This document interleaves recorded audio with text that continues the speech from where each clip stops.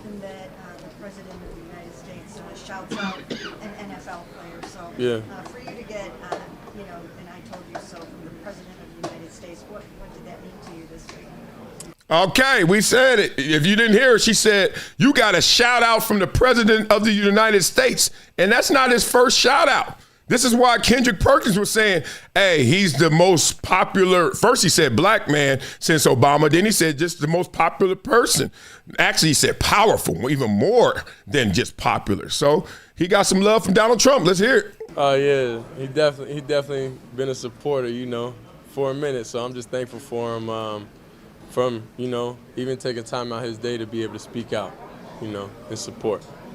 Okay. Not much there, blah, blah, blah, but a lot there. So you know how the internet works. Everybody and their mama's like, oh, Donald Trump said, what about Shedeur Sanders? And usually that's not lightning rod opportunity, right? That's the time where it's time to take shots. Shedeur, what you doing?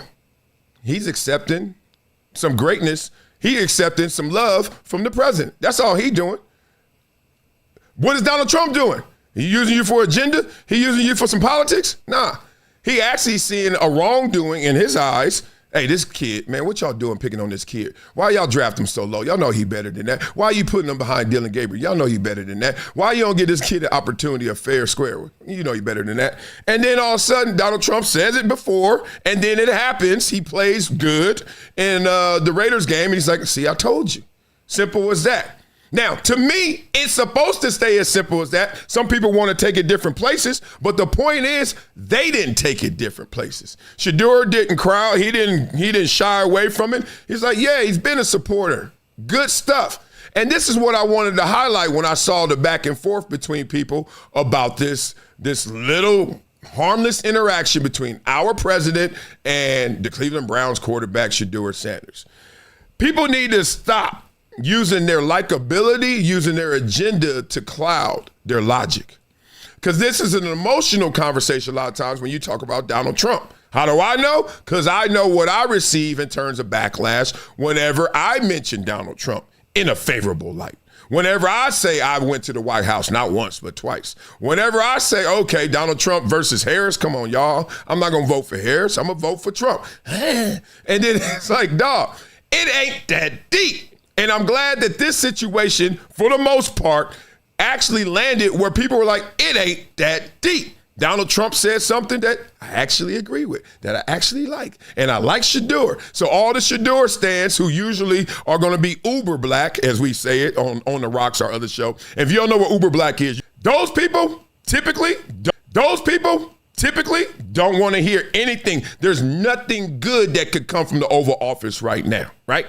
They will even voted for Harris over Trump, despite they could agree with Trump more. Because remember back in the days when people actually kicked it with Trump? Y'all seen them videos, those montages out there with Trump love, Trump love, Trump love? And then all of a sudden it turned to Trump hate, Trump hate, Trump hate. And some people say it's just because he entered politics. Some say he's changed. Whatever it may be, boy, it's a 180 in terms of, hey, I used to rap about Trump. I used to hang with Trump. I used to kick it with Trump. And now it's like hate. Good for Shedeur for not shying away from that moment. Good for Donald Trump for saying, what? Y'all trying to box me in? And the craziest thing is he has pardoned some people that are of the culture, as you would say. People that you were like, really? Trump cool with him? Like, yeah. Y'all know the list. It's just that simple, right? I was there last time and I saw Harry O. Y'all know who Harry O is, right? Then he started Death Row Records. Like him and Suge, like, hey, this how it really started. Like, right? Ain't that him? Mm-hmm.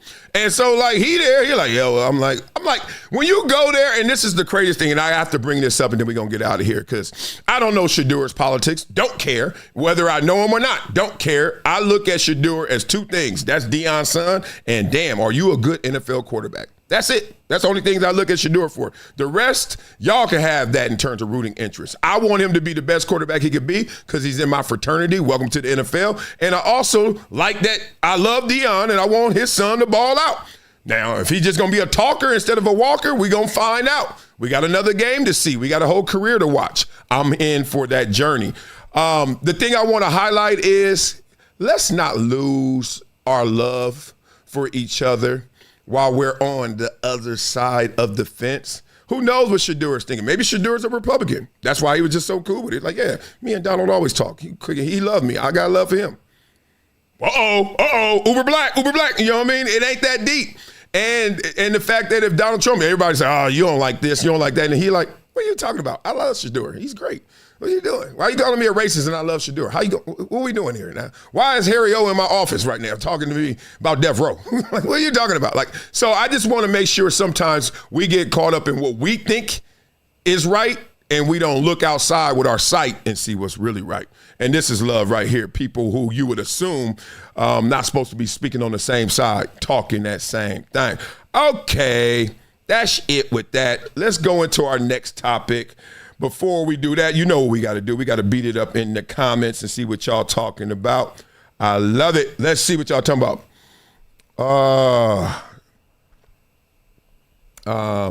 Anybody got audio issues? They say it's the app.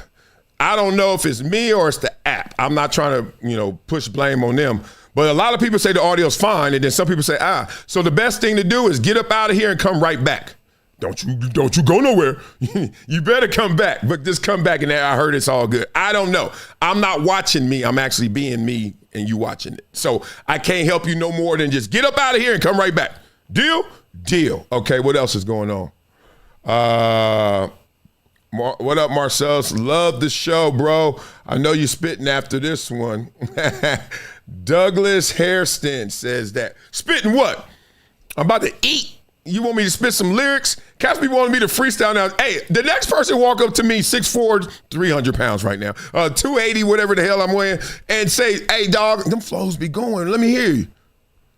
What? I ain't about to rap for you on the street. What the hell you think this is? You better get out my face.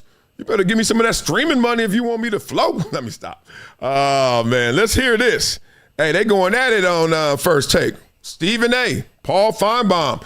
They talking a little bit about Lane Kiffin. Lane Kiffin's in the news because everybody and their mama want to know where he going instead of just appreciating where he at.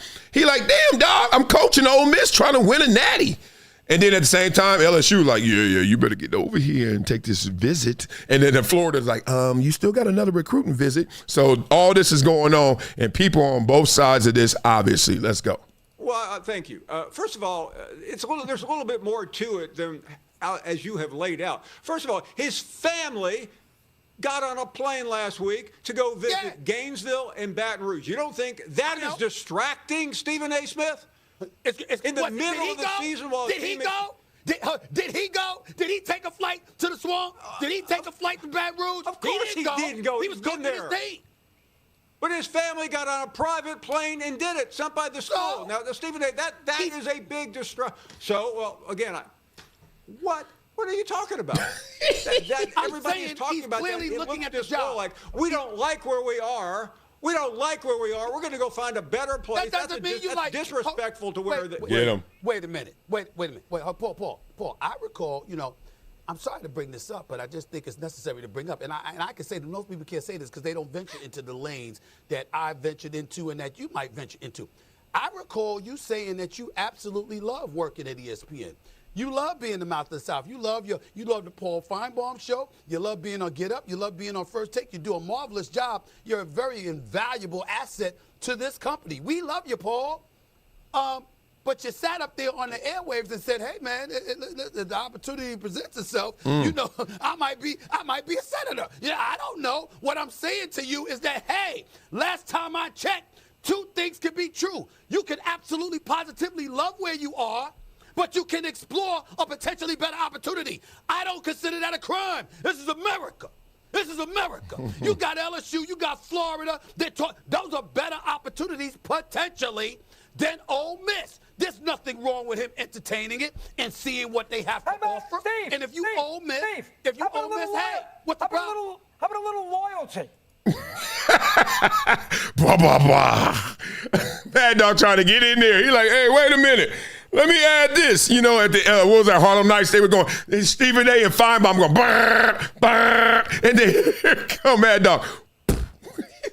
What? At least stay out of that conversation. Oh, that was a good conversation. A couple things that jump out to me. One is, and y'all know this, and this is no shot, but it's just reality. How contrived that had to be, because there's no way No way that Paul Finebaum is saying, this is a major distraction. What's a major distraction? They done took my wife and kids on a private plane and they landed in Gainesville. They landed in Baton Rouge. And then they walk around the campus with a chaperone and a chancellor. And they're like, this is where you would stay up there on the 19th floor of your castle. And then over here, you walking around and everybody like, oh, that's the Kiffins. That's the Kiffins. Meanwhile, Lane is just at practice coaching. You know, him with the visor on, just like, that ain't how you run that route. Anyway. All right, if y'all want to beat somebody, run the route better, right? He at practice, he locked in. And even if he ain't locked in, this is why this conversation is so fascinating to me. Even if he ain't locked in, nobody is always locked in. Let's go. Who y'all want to talk about? Go. Jordan. Everybody always goes to Jordan. They go to Jordan or Kobe mentality, et cetera, the Mamba mentality. Dog, do you know that Jordan was chilling, hanging, gambling, partying, golfing? Like locked in. What is locked in? Everybody in this world has 24 hours. Everybody. I don't care how rich you are, how poor you are. You got 24 in the bank if you live a day. What you do with it, you ain't never locking in 24 on one thing. If you do, one, you're psycho. Two, you ain't gonna last. So everybody, when I got to the league, I was fascinated how many guys, because we had more free time in the league than we did in college. We ain't got no classes. We ain't got no mandatory time wasting. We ain't got all that. It's just practice and then do you, therapy and all that, right? Cats are just video gaming. And I'm like, that ain't locked in. They ain't watching film. They ain't in the gym, not all day. So what do you expect? How's it a distraction? Nobody is locked in like that. So Lane Kiffin shouldn't be held to that standard. That's why I think these arguments are contrived. However, at the same time, they're still fascinating, still entertaining. So the situation, he's at a great situation right now. It's Ole Miss, and they're playing great with low expectations compared to a Florida, compared to a LSU, compared to a Alabama, right? They ain't going to fire you if you lose 2 games in a row at Ole Miss. You do that at the other schools. They were already trying to get Alabama coach up out of there. Florida guy gone. LSU guy gone. Like Brian, move. Bye, Kelly, Mr. Kelly. We see you later. Call us on the celly, Mr. Kelly. Right? Peace. So to me, it's a no-brainer. I am trying to do what Lane Kiffin is doing. I'm getting every situation pregnant. That's what they say with negotiations. Get them pregnant. And then let's see if we're going to have this baby. Okay? We're going to see if we're going to have this baby. Right now, this baby in Ole Miss, baby. Okay? And all I'm doing is making y'all, somebody got to set the number. Somebody got to offer. Somebody got to call my agent. Okay, $100 million. Once you hear $100 million and that's Florida, then your agent like LSU called, he's like, we starting with 9 figures. And if you ain't, hang up. All right? And then when you get that, so you got 100 and you got 103 on the phone. Then you go to Ole Miss, and they like, we need a deadline. What did Ole Miss give them, the deadline this weekend after Thanksgiving? They're like, all right, eat your turkey, your L-tryptophan, and then after that, when you wake up, we need to know if you stand, which is weird. Like, dog, I'm here already. Well, we don't want you negotiating in the recruiting schedule. Look, you're just going to have to take the risk. You're rushing me to tell you where I'm staying. I ain't going nowhere, and if I'm going, I'm gone. Look how y'all treat some of these coaches and the players. Now you want all this loyalty and on your schedule. But I get it. Play the game. So he going to play the game. I got 100. I got 103. And what? And I ain't even talked to Ole Miss yet. And then they're like, all right, Lane, we got you, we got your deadline here. You done had your turkey. You look a little bigger. What you going to do? And he like, look, I love it here, blah, blah, blah, all the pleasantries, But I do got a $103 million offer for us, one of these blue bloods out there.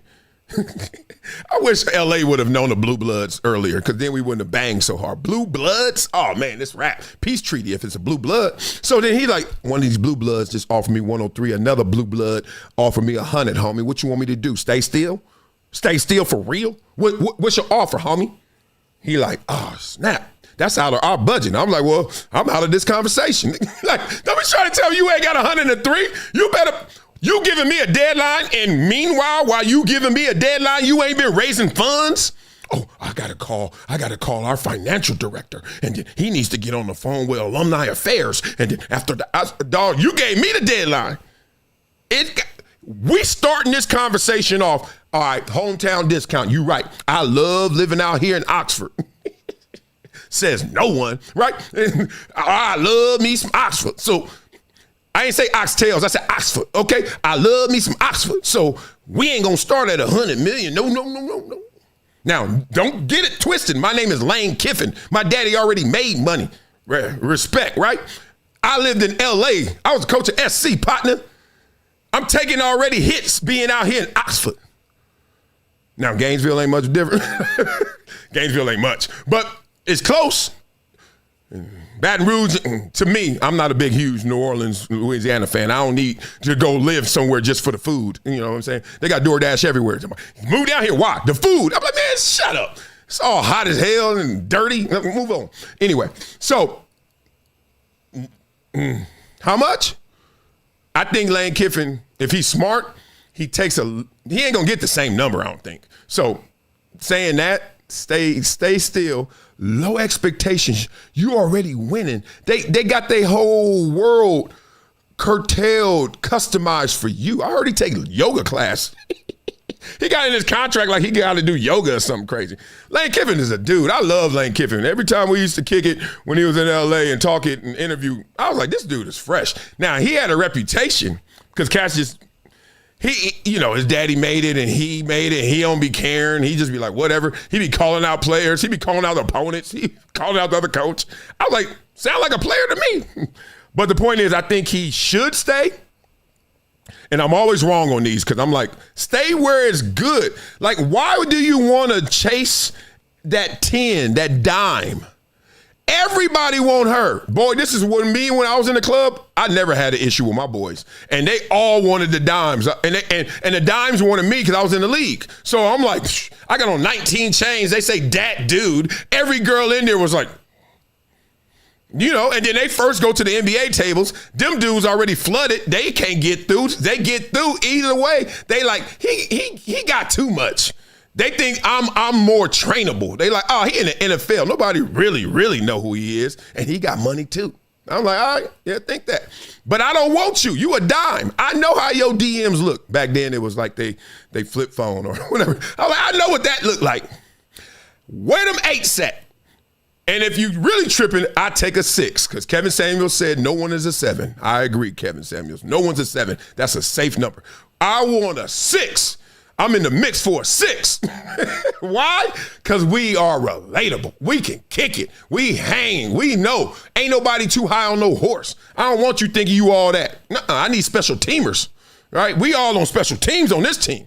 Now, you may ball out, but I hate them first overall picks, quarterbacks. Don't touch me. Where's my red jersey? That's how I used to date. So if I'm Lane Kiffin, I'm staying at Ole Miss. Why? Because that's a good 6 that you don't turn into a 10. And they're going to give you enough money to chill. Man, I turned that damn Ole Miss into Alabama. Here's trivia. Which college football program has the most championships? It ain't Alabama. It ain't Michigan. Say it. Go ahead. Beat it up in the comments. It ain't what you saying. It's Yale University, Ivy League, because we created football, fool. So everybody out there talking about the Ivy League like y'all sorry in football, who cares? We created the damn thing. We ain't got to be good at it. Without us, y'all wouldn't be able to do anything. So respect to the Ivy League, right? I love it too much. Let me beat it up in the comments, get to this next topic, which is going to take half the show because it's insane. Smart dating advice, Plantage Net Chronicle says. Oh, yeah, that is. I'm not lying. I'm not saying an ugly girl. I'm saying an attractive girl who is not thinking and leading with her looks, right? And she may not be the finest. Who cares? I hate somebody that walking around like a mirror follow them. They got a mirror follow them, always looking. You ever seen them fine girls, them super fine girls, them 11s they look like? Man, they are the worst. Hate to group you, but you are. Just like you say football players are the worst. Yeah, hate to group us, but, I get it. That stereotype is real. Every stereotype is true, so don't be getting all up in your feelings. Super dime, super fine, too much. I tried like everybody else I dated. Ooh, I got engaged to one. I mean, come on, I know the game. And then I'll be like, my mama will be like, Yeah, you pussy whipped. I was like, what? She's like, you chasing that girl because she looked like that. You ain't talked to that girl. You don't know what that girl thought about. Have you listened to her? I was like, my mama and grandma would be like, oh, boy, it used to be a moment in my life when I would bring a girl home. And it wasn't bringing her home to say, Mother, I am thinking about marrying her. Will you give me your blessing? Father, would you give me your blessing? No. It was just to see how they handled the truth. Because my mama was like, hey, girl, come on in here. Sit down. You can sit down. That wasn't a question, really. Or it was a mandatory request. Sit your ass down. Now let's talk. My mama was sitting there like, so where you from? Okay, how long you been here? All right, let's get it. She always said, cut the dumb shit. Fuck the dumb shit. All right, why do you want my son?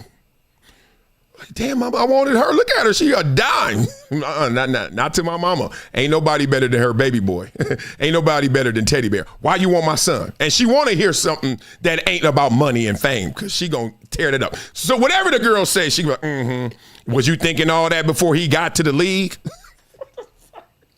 Mama, I just met her. You couldn't meet him before he got his money? Oh my God, dang, mama, leave them alone. And then after that, it always worked because then they get back to me, and when we leave, they like, damn, your mama, I was like, what? You better not talk bad about my mama. I know my mama, was wrong, but still. And then next thing I know, I console them, and then now we have fun.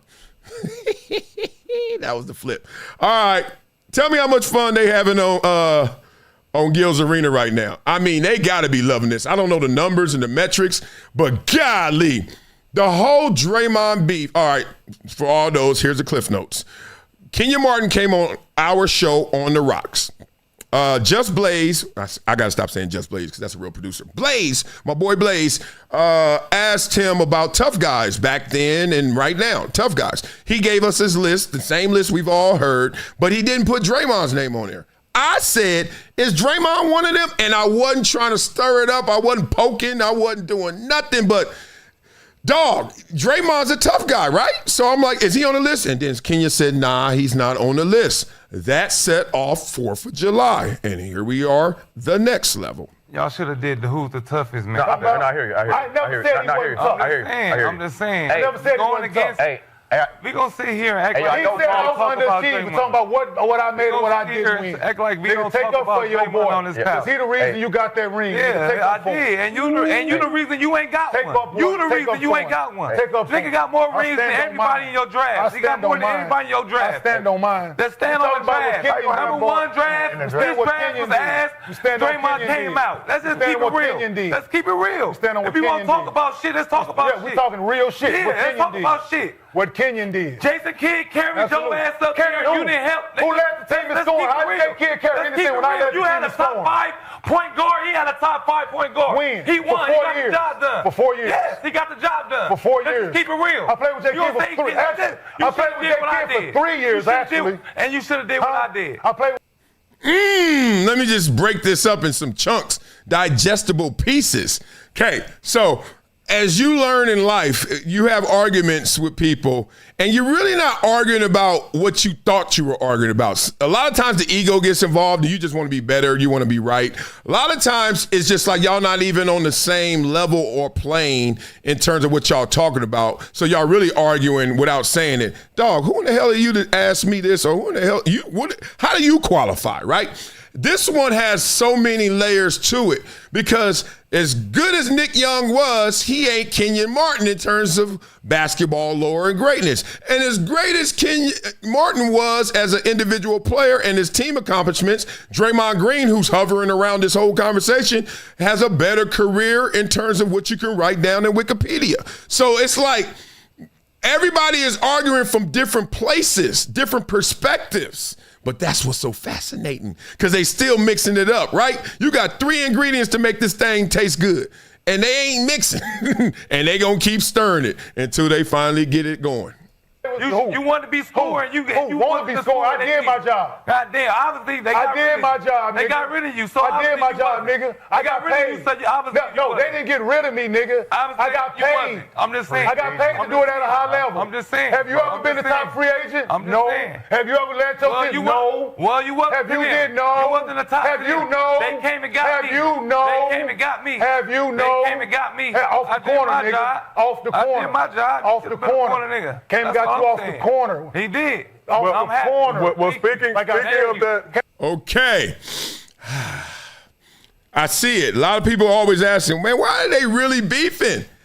And I told you the whole purpose of this show was to show you, one, what was really going on behind the scenes, right? Before the camera says green light and before they say action.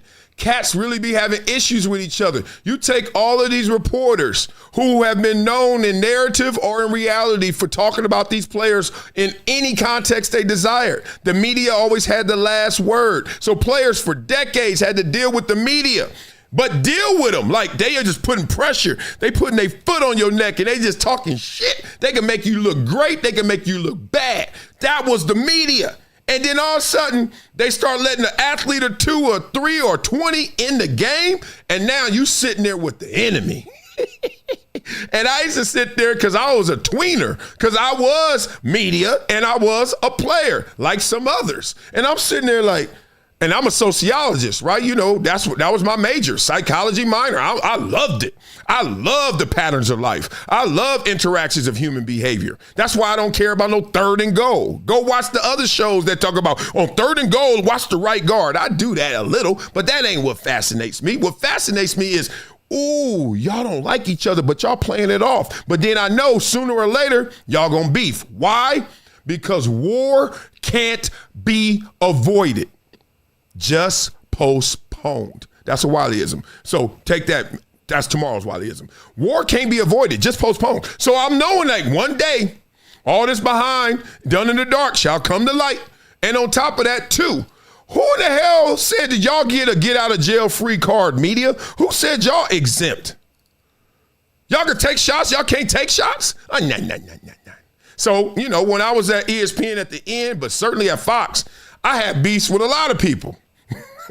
Check the Twitter timeline. I ain't gonna have to even name them. Y'all know who they are. Cats coming at me, I'm going back. We bop.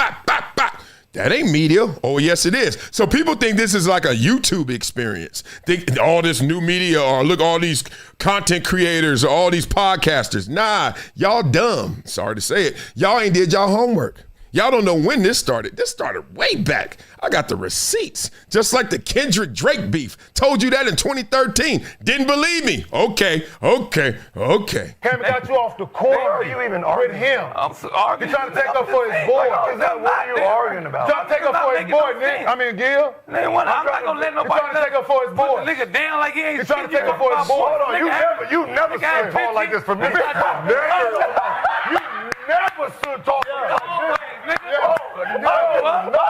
I knew that shit was coming. That part. Nigga, you about to fight on the all the shit I done done for you. That part. That is crazy. Don't make this Let him personal. take No, up I for gotta his make it boy. personal. Nah, nigga, you Let him still take owe up me a for his card. boy. Oh, that's crazy. You want to take up for his boy, relax. You know what? I'm just gonna tell it how it is.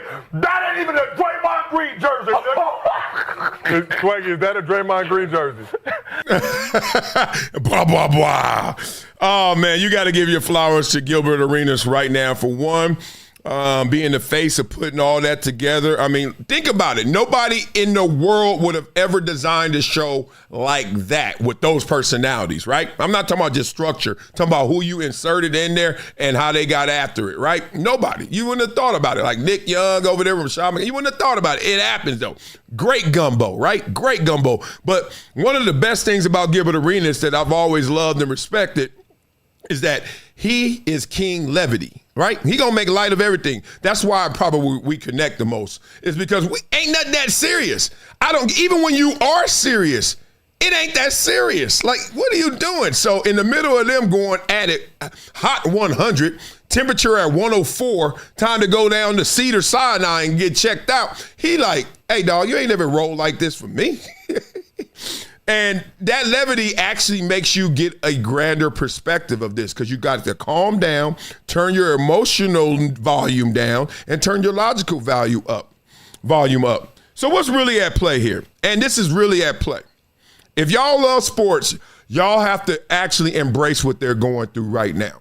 Because this is what athletes really are fighting for and will fight over, which is not just legacy, because legacy a lot of times can be what you think of me, reputation, right?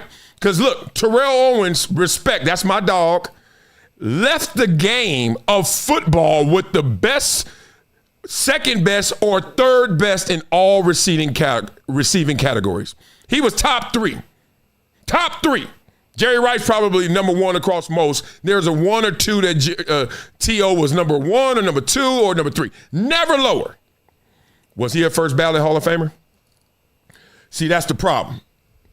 I don't give a damn what you're saying. He doing push-ups in the driveway. Him and his teammate beefing, this and that. Do you know what they were doing in the 80s to their teammates?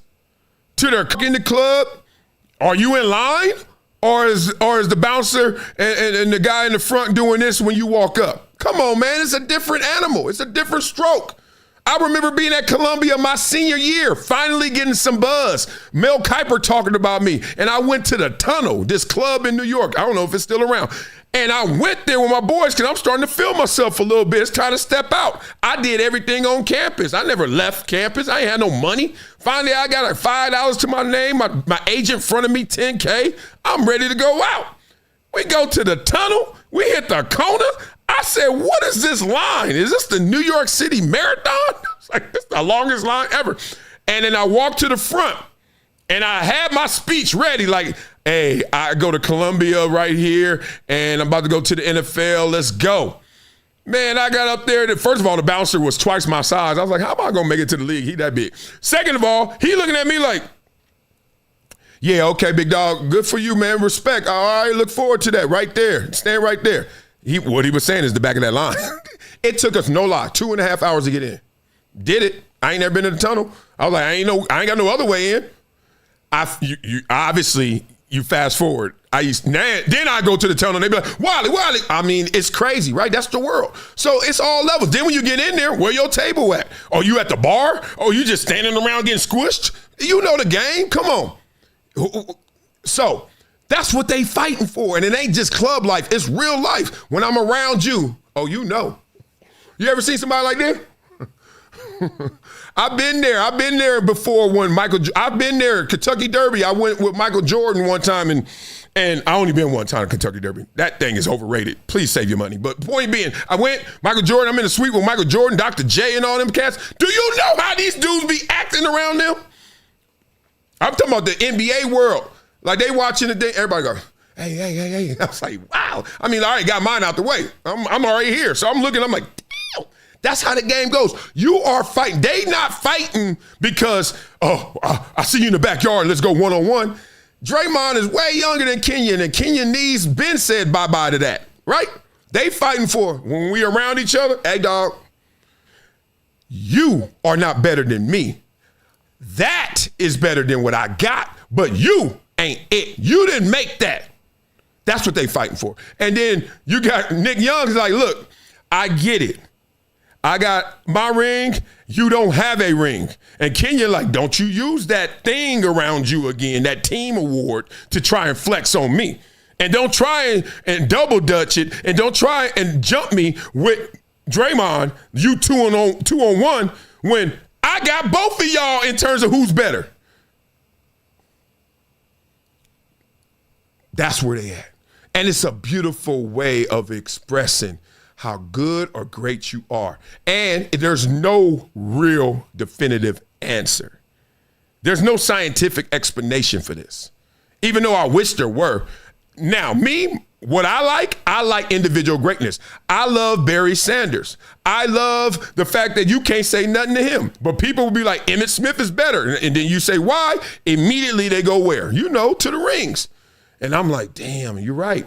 Then they go to the yardage, and damn, you're right. Like, and then you could say all of that, and that makes you think that's a scientific explanation. And this is no shot to Emmitt Smith, because what is he? If he ain't number 1, he number 2 or number 3 or number 5. Walter Payton, Jim Brown, Gale Sayers, Eric Dickerson, LT, Marshall Faulk, they all together pretty much. But to me, Barry's the best. But write it down. It gets tough, right? And imagine if you Barry Sanders and you walk in the room and Emmitt Smith is sitting there like, not at my table. Only I'm at this table. I'm the king of it. What? See, that's what I'm saying. He'd be like, what? Oh, because you didn't win a ring. What? Because you left before you got all the yards that I got. What? It's like, what the fuck? Did you see what I did at Oklahoma State? Don't even talk about the league. Just that whoa. Mount Rushmore, one of my favorite players ever. Maybe my favorite, but oh, God. Oh. All right, let me get up out of here because I got a Barry Sanders story to keep this going forever. Oh, man, God. Beat up in the comments. Man.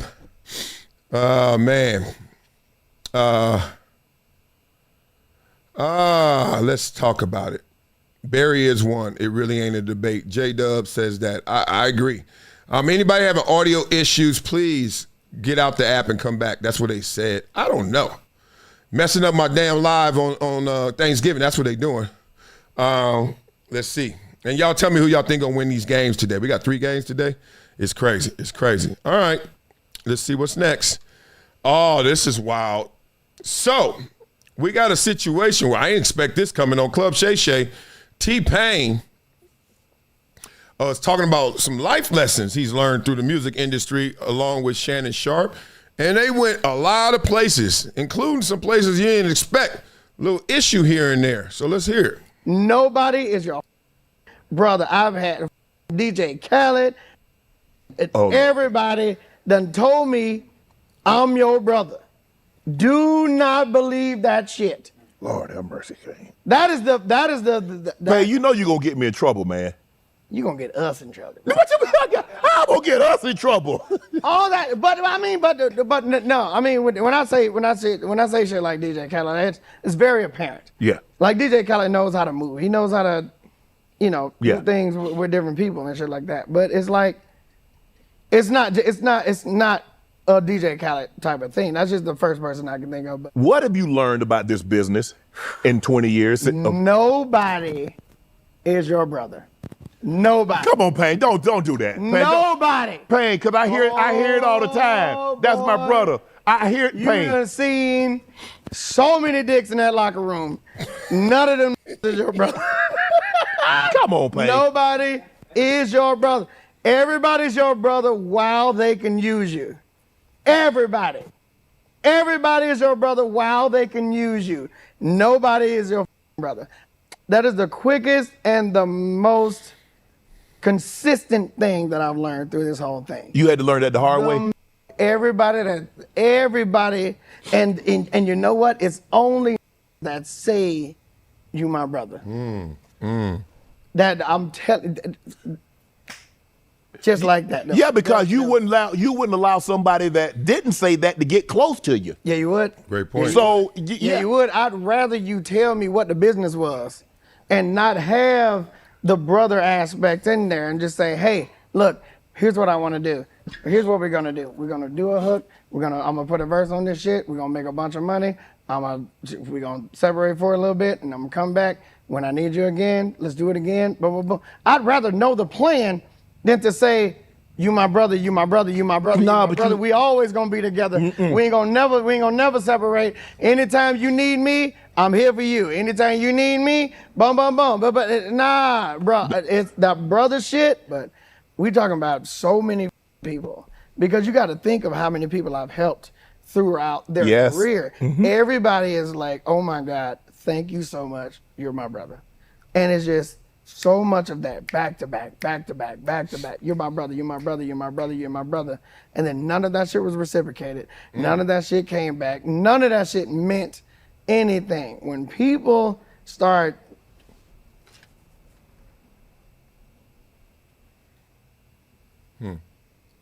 when people tell you how much you mean to them. Don't grab onto that. When people tell you how much they can mean to you in return, that's the shit you gravitate towards. Blah, blah, blah. Man, I don't know what was in that yak they were drinking. That Shannon Sharp drink, was it Le Pointier? They went on that 80 proof. They went up 100, 120 proof because the jewels were being dropped right there. See, this is what's so beautiful about talking with y'all is in real time, we're communicating with each other, you through the chat, me through this audio and video, and we are starting to get to a better place of understanding and commonality. Even in disagreement, we're in the same space, we're in the same place. You're not anywhere else but watching this on your phone, watching this on your computer, and I'm talking right here in my studio. That's life, right? Isn't that crazy? But what I love about that experience is I get to share some of my mindsets and perspectives. And one of the things I learned, probably the hard way, I don't know, because it does feel like innately I thought this way, that I'm not a part of this my brother stuff. And this ain't about skin color. This is about somebody coming up to you, and I remember it. My mama used to always check people because I have one sister that I grew up with every day, my sister OG Henny Lotiki. I had another sister, though. She grew up in San Diego, but she's still my sister. That's it. I have no brothers, and I have no brother or sister with the same mom or same dad. That's why I'm so big into legacy DNA, because I'm trying to see what I'm really about. I have no comps. I have nothing. My sister, Tiki, we have the same mama. My sister, Tamara, we have the same dad. There is no other me version, right? Where's my brother? Where's my fool? Where's my fool? So those are my fools. Now let's talk it. So when I was growing up, people used to always, when you get real cool with somebody, oh, that's your brother. That's like your brother. That's your cousin. That's your play cousin. And my mama used to be steadfast checking people. No, you ain't. You ain't his brother. He ain't got a brother. To an 8-year-old, 11-year-old, don't matter how old you are. Oh, what's up, mama? People coming up to her and say, mama, I'm not your mama. Right? Protecting this house, protecting this border. Because over there, if I were your mama, you wouldn't be doing that. Over there, y'all got different rules. Y'all got different ways of doing things, different perspectives. And that helped form me into, I'm big on character. And I'm not saying it in a corny cliche way. I mean, I rock with anybody that is a good person that likes a lot of the things that I like. And even if you don't like a lot, you ain't mad and intolerant when we disagree. I love going to old school rap concerts. You love going to the new YN concerts. Okay, it ain't a beef. It ain't an argument. We can have fun and say which one's better, but we both either gonna go to each other's or I'm going to mine, you go to yours, and I see you after it at the bar. But if you the one that is like, oh, what the hell you doing? And you start looking at me crazy and judging and, man, nobody listen to, hey, dog, your last words. I'm good, bruh. So I'm big into character. And that got me into a lot of trouble because people want me to be big on color. I was like, I'm big on character. You talking about color? Color for what?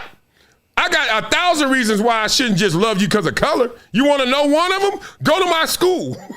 Go to my block. Cats is my color. They are tripping on me. I got jacked for my hat. That fool put a gun to me.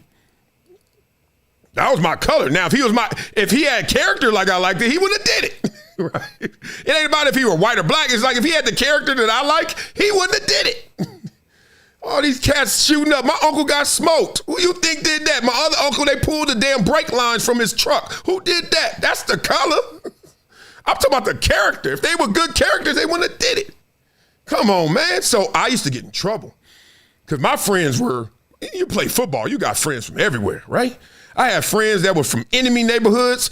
Oh, man, I had friends that were from Crip neighborhoods that couldn't come to my house. Then I had friends that were blood neighborhoods. One of them was a killer that I knew. We couldn't even hang with him. We saw him one time in the crib. He threw shotguns on the bed and handguns, walked outside, mopped somebody up, came right back in, said, what's up, blood? I was like, nothing. Leave me alone. He ain't got the character I like. He was a character, like a salute, scared, not even respect, scared. Attention, yes, every time I walk away, I'm like, I know what you do with that. So I used to get in trouble. My mama used to check people. He ain't your play, brother. I protect this house. So what T-Pain talking about is real. T-Pain talking about, like, look, y'all. People come up to you, they try to butter you up with the muffins. And they always show up when you winning. They show up in more and more when you're in success. And it's weird because you don't, like, Drake said, no new friends, no new friends. I don't believe that. I can't go there because I met so many great people after I made it. But at the same time, there is something too. When you make it, woo, you got to be on full alert for the foolery. You got to be on full alert for the fools. Crazy. Donuts. Dummies. I mean, gold diggers. Just dudes too. And they come up to you, oh, big dog, we gonna do this. This is what I hate. I hate when I go somewhere. I'm not bothering nobody. When I first go into a party, everyone knows my rules. First thing is, where's the emergency exit? Second thing is, where's the AC vents? Because I overheat and I'm sweating all the time. That's why I don't dress fresh. I'm going to sweat it out anyway. So I ain't wearing no Louis, Birkin, whatever the hell these cats be wearing now. All this Louis Vuitton. I'm like, for what? I'm sweating now. I ain't fresh. I get it. That's not me. So I'm looking for the AC vent, the emergency exit, and then where the bar at. Where that bar at? Right? Now I'm good. I'm Gucci. Oh, they be like, oh, your table here and this. I don't need all that. If we doing it, we doing it. But I don't need all that. I'll be in Gen Pop. Put me in General Mission. I stand out even more. And I'm with the people. And the drinks are cheaper. Right? I got my own security. These chicken wings work. You mess with me in the streets, trust me. You may get your licks off and shots off, and I'm not even going to fight you, but one of these is coming at you. It is lethal right here, right there.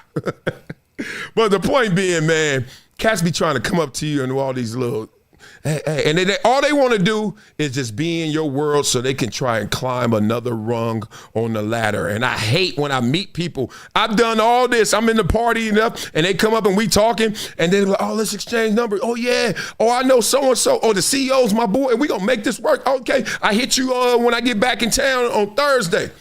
Thursday come, you don't hear shit. Then you out Friday, and then you see him, then, oh, yeah. Negro. Whoever you are, hey, bruh, in my head, you dead.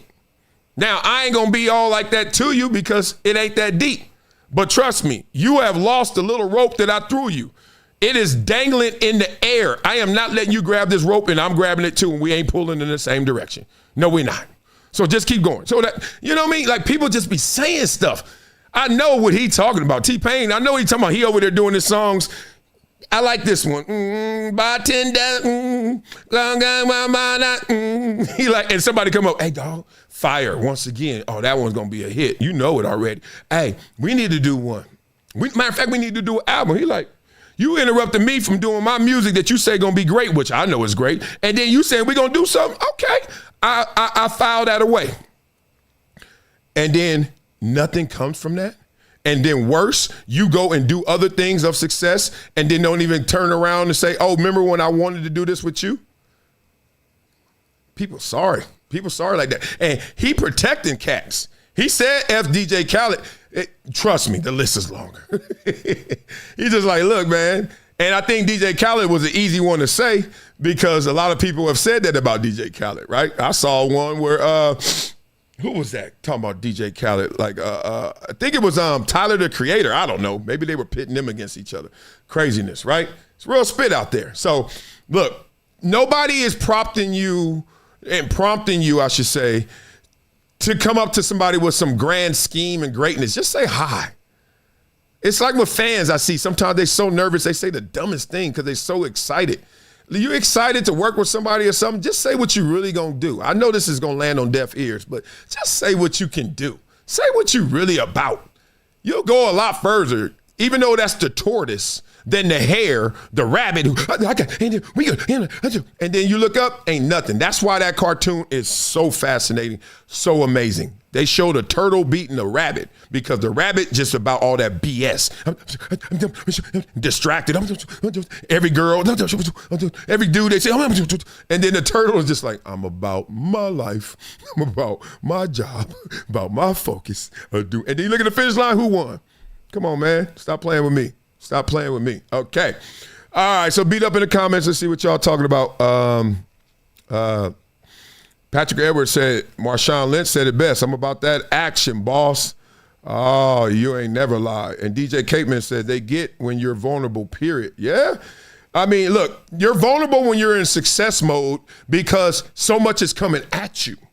And you ain't really looking at the minutia. You just seeing macro, big check, big opportunity, big flight, big trip. Big hotel, everything big, and you ain't looking for them little things. Them little things be slipping through the cracks. Next thing you know, crap. What did Fat Joe say? Crap. You ain't looking through them cracks? Oh, here we go. That's what happens. All right, let's get to this next topic. One of the things I want to diffuse is that Stephen A. Smith, everyone's taking shots at Stephen A. Smith because he got his big deal. I want you guys to just look at it from a different scope. It's really not that.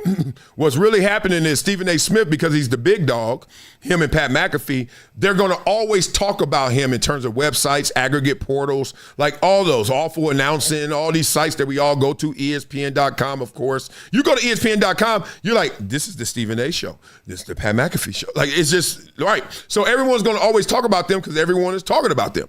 That includes some of these stories of Michelle Beadle, Carrie Champion, Molly Karam. But if you look at really when they're talking about Max Kellerman, this is all old stuff. And that's why I told you this show was so important. Because all that old stuff, war can't be avoided, just postponed. Now you're starting to see old shots come off. You thought the war was over. Peace treaty, right? What did Donald Trump say? By Thanksgiving, Ukraine. By Thanksgiving, Russia. No more.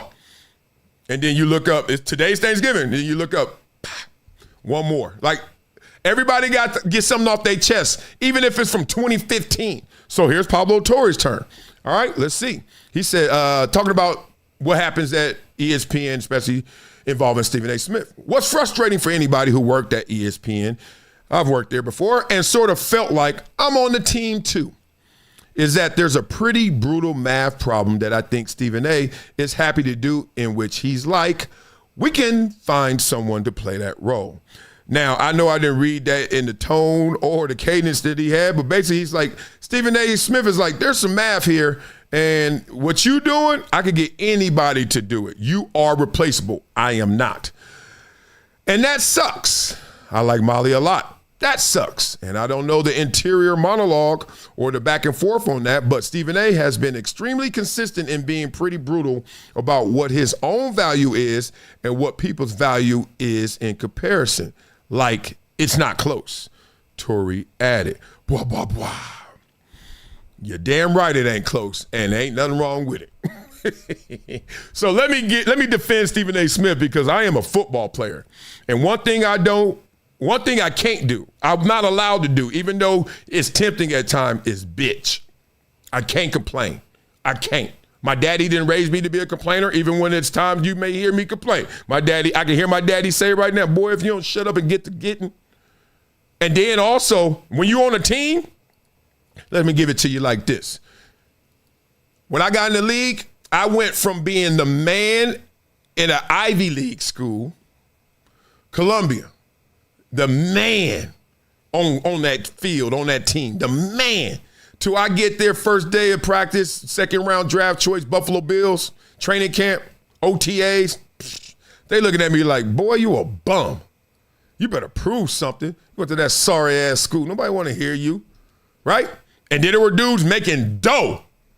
The top dogs, Eaton, Thurman Thomas, Andre Reed, Bruce Smith, Jim Kelly just retired. Y'all want to talk to me? Do I deserve what they deserve? Hell no. Do I get what they get? Hell no. Do I get to sit where I want to sit? Hell no. Do I get to park where I want to park? Hell no. Do I get to say what I want to say? Hell no. You think you do. You think you do. Say something that they don't want to hear. Watch what happens. They start using them vet rules against you. They start using their politics against you. What you say, Rook? Okay, so it's all good. Ain't none of that stopping me. That's the thing. This is the mindset. It ain't the obstacles in your way. It's the fact that you don't know how to get over the obstacles and still keep it pushing. Okay? This world is not a 100-meter race. Oh, no. It's 100-meter hurdles. This world is not a 400-meter, one lap around the world, one lap around the life, and that's it. It's 400-meter hurdles. It's always going to be something you got to deal with. What's your technique to get over it? What's your technique to get through it? Are you the type that get to it and be like, whoa, whoa, whoa, you ever seen the people who run the hurdles, they don't know what they're doing? Whoa, whoa, whoa, they grab the hurdle and be like, oh, shit. That's one way to do it. Another way to do it is, I'm hop. As soon as I get to a hop, you in the air for 8 seconds. Bow, land, don't have no thing. Then you can start to learn how to go over it. It's all kind of ways. When you Stephen A. Smith, you're like, hey, y'all forget how this all started. Like, I was a beat writer, bro. Then I did my thizzle. I ended up having my own show. They canceled that. I started doing other shows. I'm off the air. I come back, Skip Bayless, he the man. I got to, once again, you got to get in where you fit in. Then Skip goes to FS1 because they offered him the whole damn building and all that money to start a network with Colin Cowherd. Got to go. And to go to L.A., let's be real. This is before ESPN is now everywhere. D.C. and New York and L.A. still. Stephen A. Smith done took his hits. He done carried the helmets for his teammates. All right? He done saluted them. And then now, all of a sudden, you like, yeah, he ain't saving no money for Molly. Have you ever played special teams? I have. And when you play special teams, it ain't nothing to talk about. Just go get it. Just go do it. And look, Stephen A. Smith making $20 million. Could he offer Molly $1.5, $2 million? I'm sure that would have made her happy. He could have. Did he want to? No. Does he have to? No. And I think now, let me say this one thing, because on this show we balance perspective. I think Stephen A. Smith quietly calculated is never, ever giving up that type of control. And control starts with how much you are compensated, right? The love language of business is money. So he ain't giving nobody no money no more to that level where they going to have some say, some power, some board of director kind of voting power. No. All y'all going to know one thing, y'all replaceable. Because being real, working at ESPN as I did, and I left ESPN for more money going to FS1. They wanted me to come back. I was like, man, you know how much they paying me to go down the street? I'm sorry, I got to go down the street. And Sports Nation at that time, we was on our 19th host. I was like, y'all don't care about Sports Nation. I love working with everybody on Sports Nation. They didn't care. I was like, y'all got too many hosts coming in here. It's me and Michelle. No, it started off me and Carissa Thompson, me and Carissa, me and Michelle, me and Max and Michelle, me and Carrie and LZ, me and Carrie and LZ and Amin, Al Hassan, yada I mean. I was like, they don't care about this show. And then they offered me more money over there to start another show. Let's go. So anyway, if you Stephen A. Smith, this is your quiet calculation. And he almost had a misstep. Him and Max, don't feel it. I ain't feeling that. I go upstairs. He acts like he goes upstairs. Really, he went to his office because he's an executive producer too. But whatever. At the time, maybe he didn't have the same pool and roll up. Him or me? You. We're going to keep you, Stephen A. Look, come on. It's all good. We'll put him other places. All good. Okay. And that was fine. Right? Nothing wrong with that. I ain't never had an issue with that. My only issue is when you did that and it worked and you got what you wanted, he got what he wanted, stop talking about it. Or when you talk about it, y'all hear that? That's why everybody that goes on that show, and I love me some, y'all hear that? That's why everybody that goes on that show, and I love me some Cam Newton. Everybody falls in line with Stephen A. Smith. Even if you argue with him. Like, remember when, Will Cain used to come on. Will Cain was the only one I've seen, for real, that came on that show and was like, I don't care what you think, Stephen A. Not even Mad Dog. And Mad Dog be going there sometime, but it just still be like, you could just see they still got that rope that they pulling together. Ryan Clark, of course. Cam, yes. Only Will Kane. Y'all beat it up in comments, tell me somebody else. But the point is, Stephen A won't let anybody else get that close again. And that includes compensation. You want to know why? He learned that from ESPN. Remember back in the day, and I'm going to get out of here. Who was it? Rich Eisen. Who else was it? Dan Patrick. There's one more. I'm so bad. Anyway, part of the reason they all left was because ESPN was like, we ain't giving y'all already got too much pull. Everybody thinking ESPN is y'all instead of y'all work at ESPN. So when they all left and did they thizzle and had to go, you know what ESPN, what they were saying in the hallways when I was living there, they kept saying, no one will be bigger than ESPN. And if you notice, Sports Center all of a sudden starts shuffling everybody. Somebody get big, they get big, they get big. Other than Stuart Scott, who just was him, nope, they wasn't letting it. They wasn't letting it. It wasn't happening anymore. Even Scott Van Pelt. Scott Van Pelt is amazing. He rarely steps into that ever. But no one will ever be deemed ESPN. ESPN is it, and y'all work for us. That's what that was. So right or wrong, that's how he got that game plan. So Pablo, I love you, big dog, but can't blame Stephen A. You know, hey, what's the first rule of life? Survive. What's the second rule? Thrive. It ain't first. You don't have to be fresh in this world. You can live a great, peaceful existence and happy being poor. Yes, you can, because you're alive. Alive, survive, thrive. Okay? Miss me with that. Miss me with that. Boy, I had some of my best times when we was on food stamps. You miss me. And I had some of my worst times when I'm getting them big checks. And I'm like, these fools, I'm getting these big checks and cats. I'm in a Rolls Royce and Suge Knight and his boys looking at me like I'm dinner. Hey, what part of the world is this? You know what I mean? Real spit. All right, let's look at these comments. Beat it up. Yeah, y'all talking about. Oh, A. Sean said, my religious sermon for Thanksgiving, quit defending others that don't deserve a defense. Hey, that's good. I get it. Some people don't deserve it. Well, that's tough. Who don't deserve a defense? I hear you. I mean, I can imagine some people who don't. Somebody just walk up to somebody and smoke them, and you're like, what? And why'd you do that? Just because I felt like it? Yeah, I mean, what are we defending? So somebody else is on here. Life is an ultra marathon. Shout out to David Goggins. Yes, Slim Diesel. Yeah, I saw David Goggins a few times. Just saw him like a month ago in Vegas at the Paid in Full Foundation.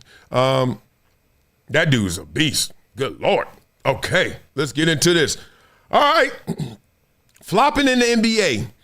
I don't know if you guys are fans of it or you guys hate it. I know the players love it, and the only players that don't love it is the ones that are victims of it. The one that it happens to. Let's check this one out. That's my team right there. That's the Clippers. He said, you a flopping big. Yeah. Where are you from? Serbia, right? That's Serbian for, yeah, fool, shut the shit. Do what I do. My name is Luka. You better recognize. Okay, I wanted to show this quick clip because that flopping and why cats be getting mad at it, but why cats keep doing it. It's real simple. Y'all know why. Because the incentive shape the behavior, right? And Luka, I have never seen a player not just play at his own pace, but actually be having his foot on the gas and the brake. I mean, he be in super slow-mo dictating terms. Like, oh. I mean, he dribbled. This is him dribbling fast. It's like, what? He moving slow. He just going where he need to go. Efficient, effective. And when he wants to, he'll go through that carry through. He'll dribble low, raise high, Harden style. You gonna swipe? Whop. He'll do this, feint. He'll do whatever he needs to do. And it's not just him. I'm just pointing it out right now. Flopping in the NBA is here to stay, and it should be, because officials are not perfect. They miss too much. They need to be reminded at times what's happening out there. There are times where their bias kicks in. They'll look at a big player and be like, oh, you could tear him up. Remember the Shaq rules? Shaq, you ever go to a game, and this is not a flex, but like real close. Courtside if you have, if not real close, where you can hear it. Where you can hear that. You can hear that. Not just see it. When you see it, it's crazy too. If you like their level, if you're on the floor level and you're like, that sucker is really 6'11", and he really just dove for that ball, and he really just put his elbow on top of the rim. Like, that's crazy, because you don't even get that on TV as much. It's crazy on TV too, but it's crazier when you're there. And then the physicality, especially because they don't show it on TV all the time because they tracing the ball. So when the ball's up top, man, them boys down low going, wow, wow, wow, and you hear it. You hearing flesh. You're like, God dang. And then you ain't getting no calls. So guess what you're going to start doing? Like anybody. Hey, they over here doing something. Excuse me, officer. Excuse me, come here. I don't want to be a snitch or nothing. I don't want to, tattletale or nothing, but they over there tripping, man. Anytime you want to, do a little surveillance, homie, a little patrol, let me know. And then when they come through and they don't see nothing. Then they go back to their spot, and you go back over there. Hey, man, I saw you go through, but you didn't stop nothing. You didn't even get out. You didn't see nothing. He said, we didn't see anything. You didn't see anything. Oh, okay. So come back again about 2:30. What movie? So he's come back at 2:30. Then all of a sudden you there and you see him this time. You say, oh, okay. And then when he come through, you be like this. Oh, you're like, what? What'd you say? I ain't do that. I would never do that. Who would go there in that place? Oh man, they ain't doing that. All them drugs. Yeah, there we go. So that's a loose way of saying the reason they flop is because they don't be catching all the hell they be paying. And they be like, man, and then when you get caught, so if you Kris Dunn in that moment, Kris Dunn like, you sorry ass, why you call the cops? He like, I call the cops because your ass out here tripping. Shoot, let's get into these topics a little faster. All right, this is the quirky side, the crazy side, right? Oh, somebody already knew it. True Light already knew the movie, Men's Society. Good stuff, baby. Good stuff. Yeah, DJ Kate, man, so you got to press Luka. You can't press Luka. Well, let me tell you why you can't press Luka. I mean, well, you can. Like get the ball in his hand. Yeah, that press. I thought you meant like in a physical press. You can't put your best defender on Luka and be like this. That sucker gigantic. He huge, and big and refrigerator big, like extra shoulders, and then just be like, oh, I'm going where I got to go, and you're not going to stop me. Speaking of gotta go, tell me what this means. I have no idea, and I don't think his fan base does either. I got to go out there and play football. If I'm back out there, I'm healthy, and I'm ready to go. I want to be out there. What is the season been like? Okay, y'all know what that means? Uh-oh.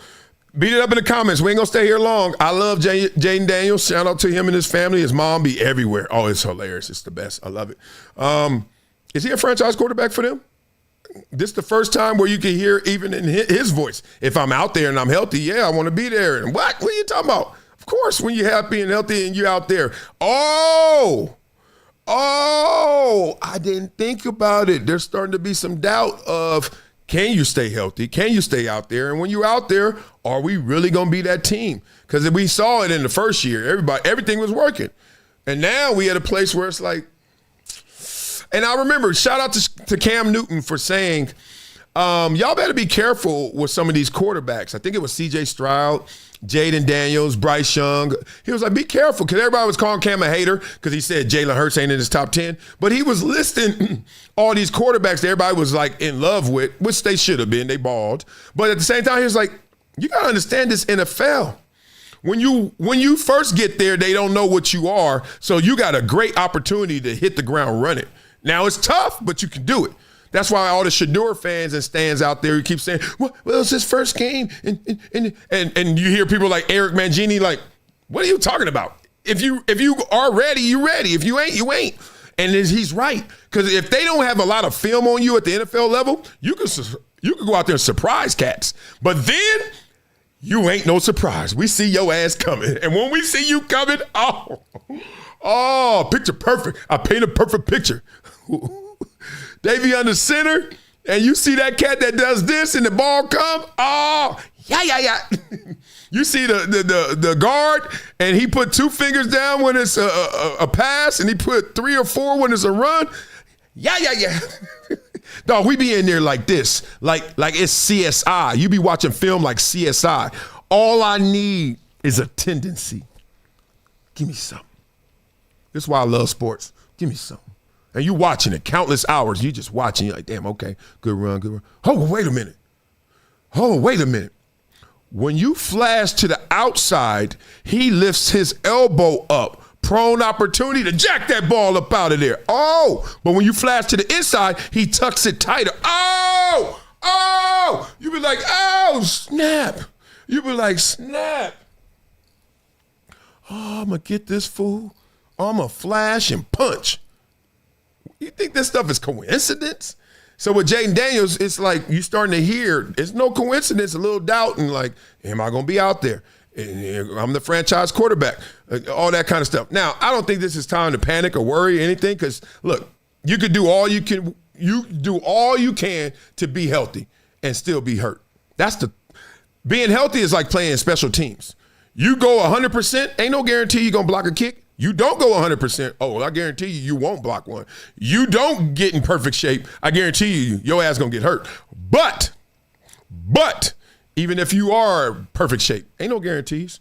So I don't know if his body's built for it. I think so. Speaking of somebody who's built for it, we're going to get into this next topic, but let me just see what y'all talking about. Oh, y'all stupid. Drake May's the best young quarterback. Hey, no argument here. Peyton Manning had 28 interceptions his rookie year. Never forget. See, I love that. Buddha Namaste, 597. I love that. And Jude said Drake May is the best young quarterback. I love that. Here's the problem. This kind of like a statistical logical issue. Peyton Manning was sorry his first year. He only won 3 games. They lost 13. He was 28 interceptions. He threw more interceptions than touchdowns. Okay. But that was Peyton Manning. Now, who was Peyton Manning before that? First overall pick. Okay. Who was Peyton Manning in college? That dude, the sheriff. Okay. And he started off horrible. Now, I told you the story how Wade Phillips was like, guys, we played him his rookie year twice. I was in the same division as him, so I saw him every year, twice. Guys, good job. That year, his rookie year, or his second year, we had the number 1 defense. So we was on his head. Pause. So here we go. That was bad. So we going like this. Guys, good stuff. Got after him. Yeah. I'm glad. I'm going to tell you one thing. I'm glad we got after him right now because he's coming. The next year, they were 13-3. Be careful saying that your sorry-ass quarterback who's just starting for the first time is Peyton Manning because that's who Peyton Manning is. Okay? If Shedeur, I know where you're going, Shedeur or Jayden Daniels, whoever, they Peyton Manning, you can't even say Jayden Daniels is Peyton Manning because he balled his rookie year. So you can say Shedeur, we don't know if you're going to ball this year. Right now, you're a little below average, but we'll see. What is he, like 11, 15 of 36? Come on. 15 of 36, 1 touchdown, 2 picks. Am I correct? That's a C-, right? If not a D, that's a C-. He could be Peyton Manning. Okay. That means next year he is 13-4, 14-3. Anybody taking them bets? Come on, y'all. So don't watch these comparisons. Because when you compare, it ain't just the circumstance, it's the player too. Right? Is Shedeur supposed to be Peyton Manning? Coming out of college, was he supposed to be Peyton Manning? Draft overall evaluators. Peyton Manning? Anybody? I'm just asking because I ain't never heard that. Come on, y'all. Don't forget who the sheriff is. Oh, and now let's get to something we will never forget. Taylor Rooks. Let's go. I had sent, no exaggeration, 300 emails to like the news and sports directors of every CBS, Fox, NBC, ABC, in every market. I got 6 responses. I only ended up getting a job because I had done work with the Big Ten Network while I was in school, and they were filling in a new position at BTN Live, and they said, I think that you'd be perfect for this. So I was moving back home 2 days before they called me, and I ended up staying in Chicago to do that. All right. Blah, blah, blah. I wonder if she gets tired of just everyone just saying, before I get into the work part and be professional, God, you beautiful. Like it is. Like, you know, when I was in super shape, people used to always, I'm for real. I got some pictures. I'll show you. When I was in super shape, I talked to a lady, whatever it is, the setting, whatever, and she'd be like, I just want to say, because I used to look like, fat Michael Jordan, right? You know what I mean? like at 260s, 270, with a little 6-pack and all that. Like she was like, just want to let you know you're very handsome. I'm like, yeah, all right. I wonder if Taylor Rooks get tired. Yeah, you fine, you beautiful. Yeah. All right, here's getting into the real. Here's the real. I love that she broke that down. Taylor Rooks broke down, dog, the persistence, what it takes to get there. As beautiful as she is, like your resume speaks for itself. Because look at you, like that's your resume, right? Nah.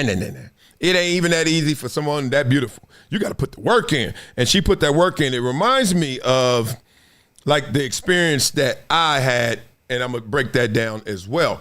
But 300 emails, you get 6 responses. You got to go move here, navigate here, stay in this city longer, go home, and then that's how you get your gig. And then she parlayed that all the way to where she is right now, right?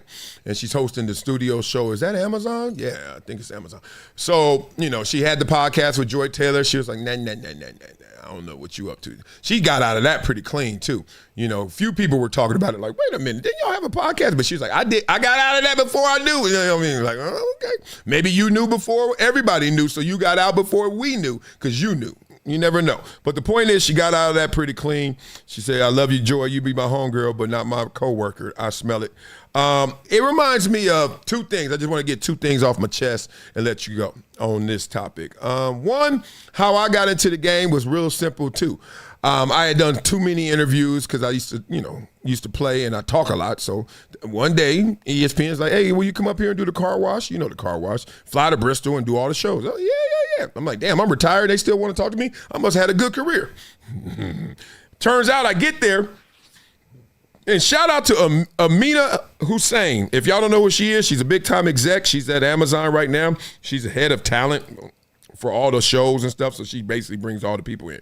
And she was there at ESPN, executive at the time, and she meets me at the airport.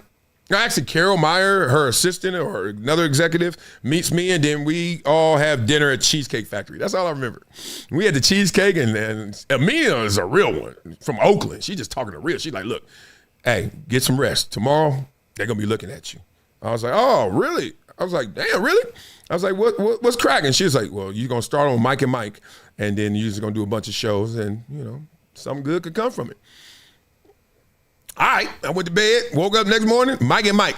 Now, at this time, I never knew what Mike and Mike was. Like I didn't know nothing. I was like, Mike and Mike, okay. Mike Greenberg, I'm like, oh, Mike Golick, he played.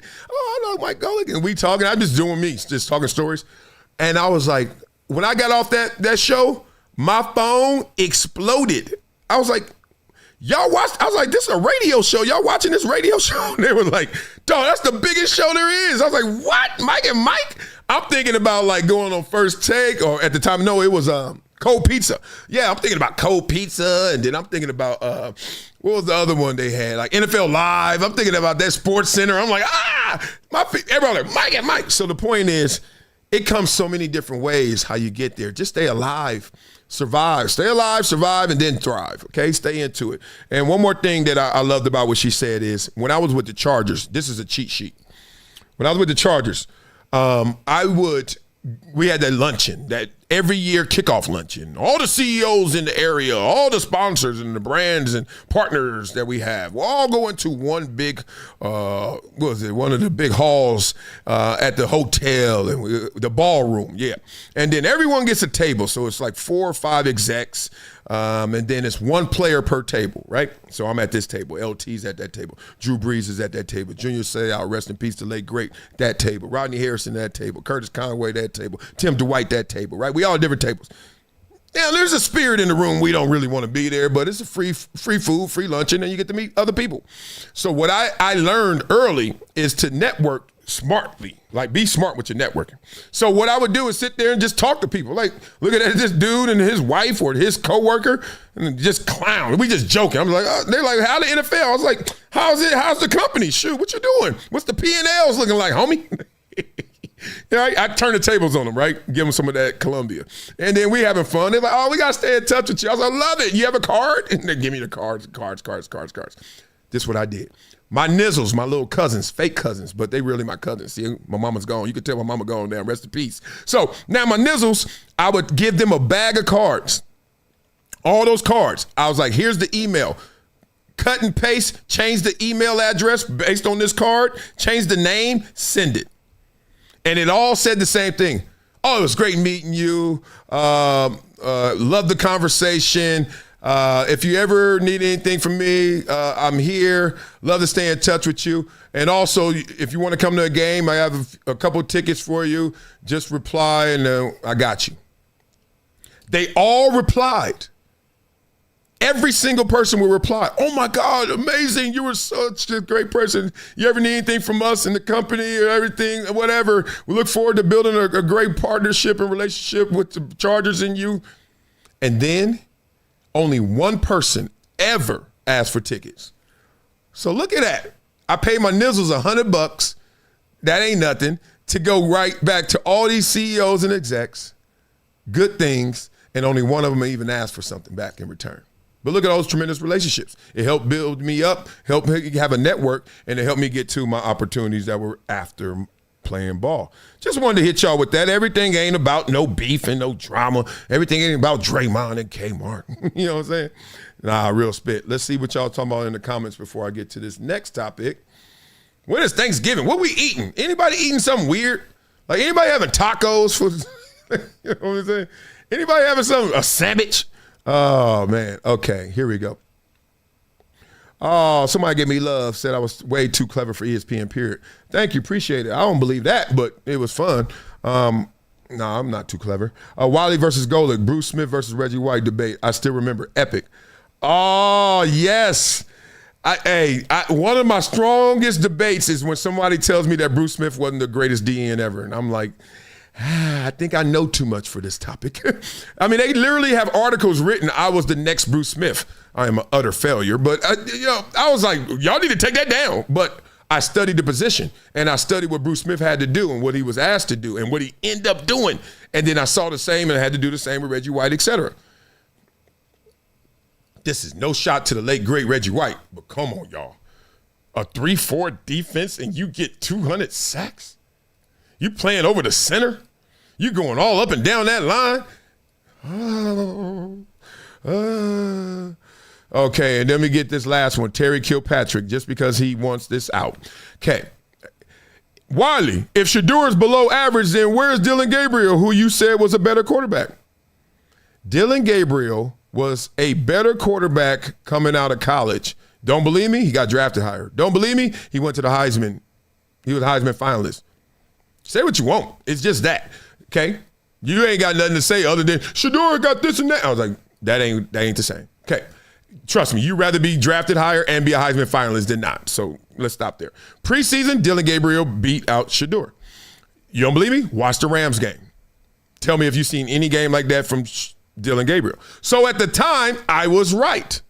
Coming out the draft and preseason. Now, Shedeur is better than Dillon Gabriel. I've seen, how many games from Dillon Gabriel? 6? And then I saw Shedeur in 1.5. Shedeur's better.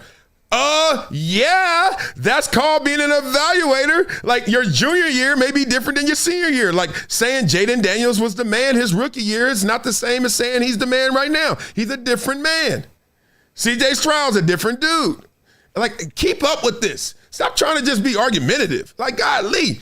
And I'm getting a little sick and tired of all this unity we need in opinion. I don't have to agree, but you got to prove it to me. Okay, simple as that. I'm not hating on Shedeur. Shedeur was not better than Dillon Gabriel until he got into the Raiders game. Then it was like, yeah, he is. You can say it after that first game, that half. I don't know. That ain't doing enough for me. But after the Raiders game, yeah. You think I'm like stuck in my opinion? Sound like you are. All right, so I had to get that off my chest. Okay, now let's get into this.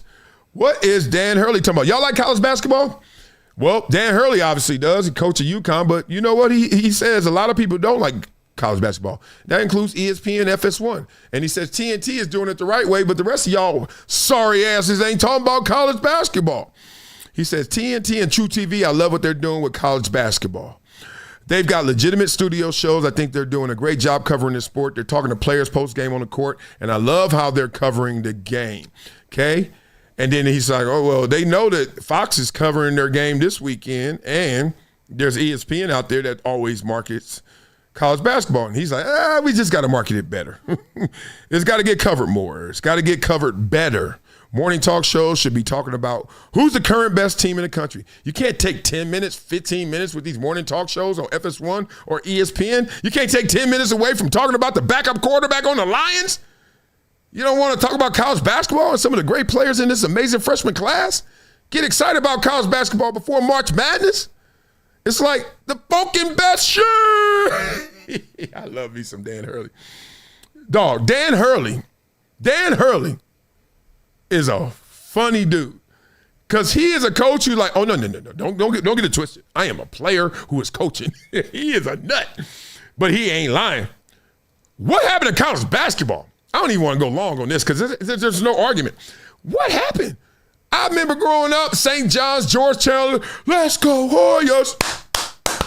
I'm sitting here in L.A., don't even know where Georgetown is. It's like, is that a city? Is that I know it's a school. Is it a country? Like, what do they represent? What is Georgetown? And they playing St. John's. I was like, damn, big-ass Catholic school. College Catholic schools? Where they do that at? Then I didn't know at the time Notre Dame was a Catholic. I was like, what? Notre Dame is a Catholic? What the? Then I ended up going to a Catholic school like a few years later. So I was like, oh, I get it now. I get it why y'all do it. These resources are different. So, oh, man. And Jerry Tarkanian eating a towel said, run. All he said was run. Only thing he would do is he just chewing that towel. And then he go like this, run. Stacey Augman going up the field. Greg Anthony going up the court. Run. LMU, rest in peace. Oh, man. Hank Gathers in the run. Them suckers used to score like 160 points. Going hard in the paint. And I am sorry as it gets in basketball. I am an anti-stereotype. I am going against all stereotypes in basketball. I will always get picked first because I told you I used to look like Jordan, like a fat Jordan. When fat Michael Jordan come on the court, and you're like, I got him. I'm 6'4", 260, and can run. I'm picked. Soon as that game ends, I am traded. They're like, damn, he's sorry.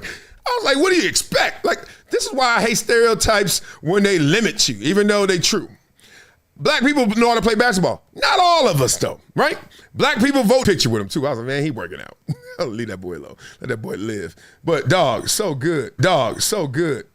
So good. Now, I can't stand it. Like, I watch a game, I'm like, first of all, I'm like this. It's like watching a fight, like a boxing match, and you don't know who they are. You into it, but you're like, man, what the But when you know it's coming, Canelo, Terrence Crawford, Floyd, any fight Floyd had with somebody, But when it ain't, you're like, who?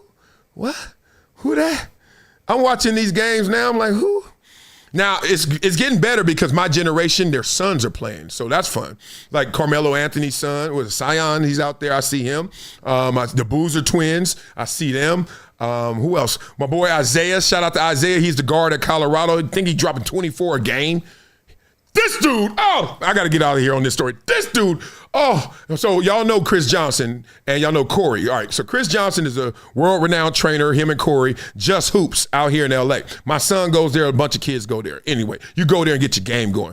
Matt Barnes sends his twins there. The number one player in the country, that guy that just transferred from Sherman Oaks, Notre Dame to Seattle up there. Insane. Like, you be seeing these dudes, you be like, God dang. Like, LeBron trains with him on down. Like, this is real. I'm in there, and I see this kid, and I'm like, wow, that's sick. And I'm like, all right, I go to a game. It was a Campbell Hall game. I go to the game, and I'm looking, and I'm sitting there with MJ, and we just looking, and I'm like, damn, this dude is insane. Undersized, but, I mean, setting traps, and with like IQ off the charts. And you know it's a high IQ when they say it for a black player because they always be saying a high IQ for the white player. No, this little brother was, I am not, when I say I'm not lying to y'all, I don't even know who this kid is. I don't know. I'm watching the game because my godson is playing against them.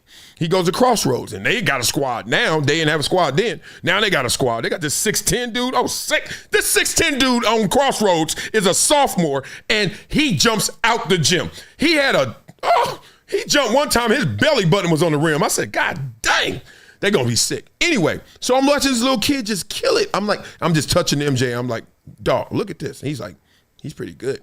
I was like, no, he's insane. Turns out his dad is Chris Johnson, the world-renowned trainer. Makes sense, right? At the dinner table, let's just say he getting some game, some wisdom.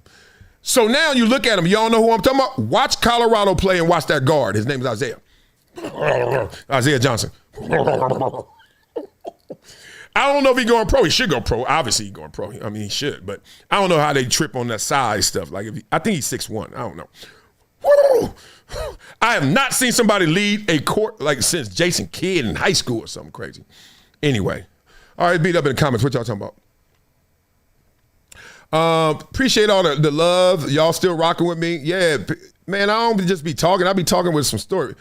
I love this. Jude said I should have went to law school. You know what? I didn't think that at the time in college, but now the way I look at conversations and arguments and debates and negotiations, because I always look at both sides, and people hate me. A lot of people hate me. Get off the fence. I was like, I ain't on the fence, fool. I'm on this side and that side. I get it. I've never been in an argument ever where I didn't understand where they were going or trying to go or what they were standing on. Now, I disagree, but I know what you're thinking. Get your ego out the way. Do you understand what they're trying to say? If you've ever been in a relationship, you get it. Even if you win the argument, they didn't lose. You just won. You don't want them to be a loser. You understand what they're saying. They just didn't say it well. Or it was a stupid point, but they tried to make it. But you get it. That's what language is. It's to convey message. It ain't to be some ticket that you understand. Like, shut up. So I always keep that mindset. People hate it, but oh well. People gonna hate you for everything. People hate that I got this little eye bump. Look at that little eye bump. You know you black and getting old when you get them little bumps. See, black don't crack, but it swells. Black don't crack, but it swells. Woo. Boy, you seen that girl that ran the 200 in high school? You seen her at the reunion? Black don't crack, but it swells. Let's talk about this. Erin Andrews is talking about all of the sacrifices you must make if you're going to be an announcer. And we're going to talk about the backlash she got from saying this. This is crazy. Let's go. This is what one of my first professors said. If you don't want to make $40,000 in your first job, get out. If you don't want to be told you need a nose job, get out. If you don't want to be divorced, get out. If you don't want to work holidays, get out. And I don't say it like that, but I say you got to love what you do, because I miss all holidays. I didn't get married till I was in my 40s. Not that that is going to be your route, but I live out of a suitcase. I miss a lot of stuff. I missed a lot of weddings. I miss a lot of events. You have to love it to get you through the fact I'm not going to be home for Thanksgiving next week, you know, or Christmas is cut short. Blah, blah, blah. And that beautiful, articulate soliloquy that we just heard from Erin Andrews, co-signed by Carissa Thompson. Hey, lady. Was met with some backlash. How dare you sound like you're that high off the horse? I would give my left pinky to be you and miss all those things for that check you are getting. Which is crazy. But first, let's talk about what she's talking about before we talk about why y'all mad at what she said. She's talking about that real. I remember having an argument with Mike Tirico. Not an argument.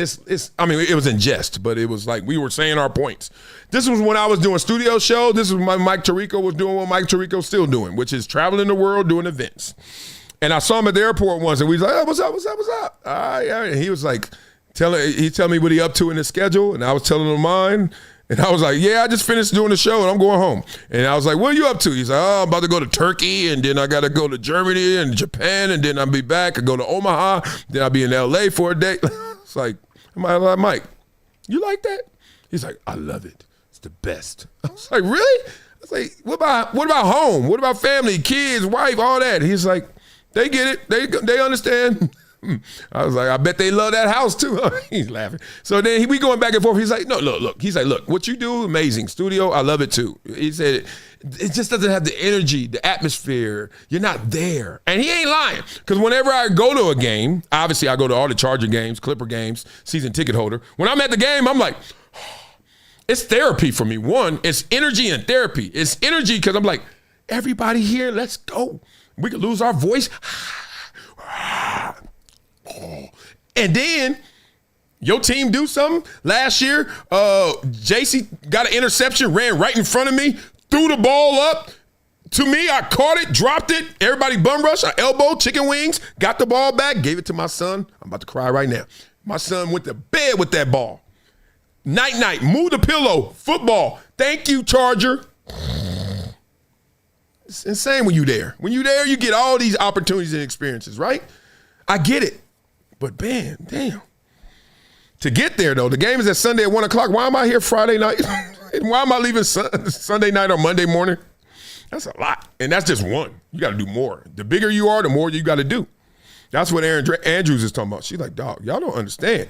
And look, they give you that big check to put you in that velvet coffin, they call it. The velvet coffin is, we killing you slowly. We know it, but it's so comfortable, ain't it? Right? So you in that velvet coffin just dying slowly. Like, oh, God, another 4 million, another 12 million. But, you know, sometimes life gets in the way of living. And she has a great life, but she ain't living all the time the way she wants to. And that's the sacrifice she was talking about. Now let's talk about what y'all talking about, because everybody got mad at that. I shouldn't say everybody. I shouldn't be like the people I hate, which are absolutists, or people who talk in these big absolute terms, like my wife. Like my wife loves absolutes. I'm like, baby, God dang, not everybody. People, this is the Ayesha Curry conversation.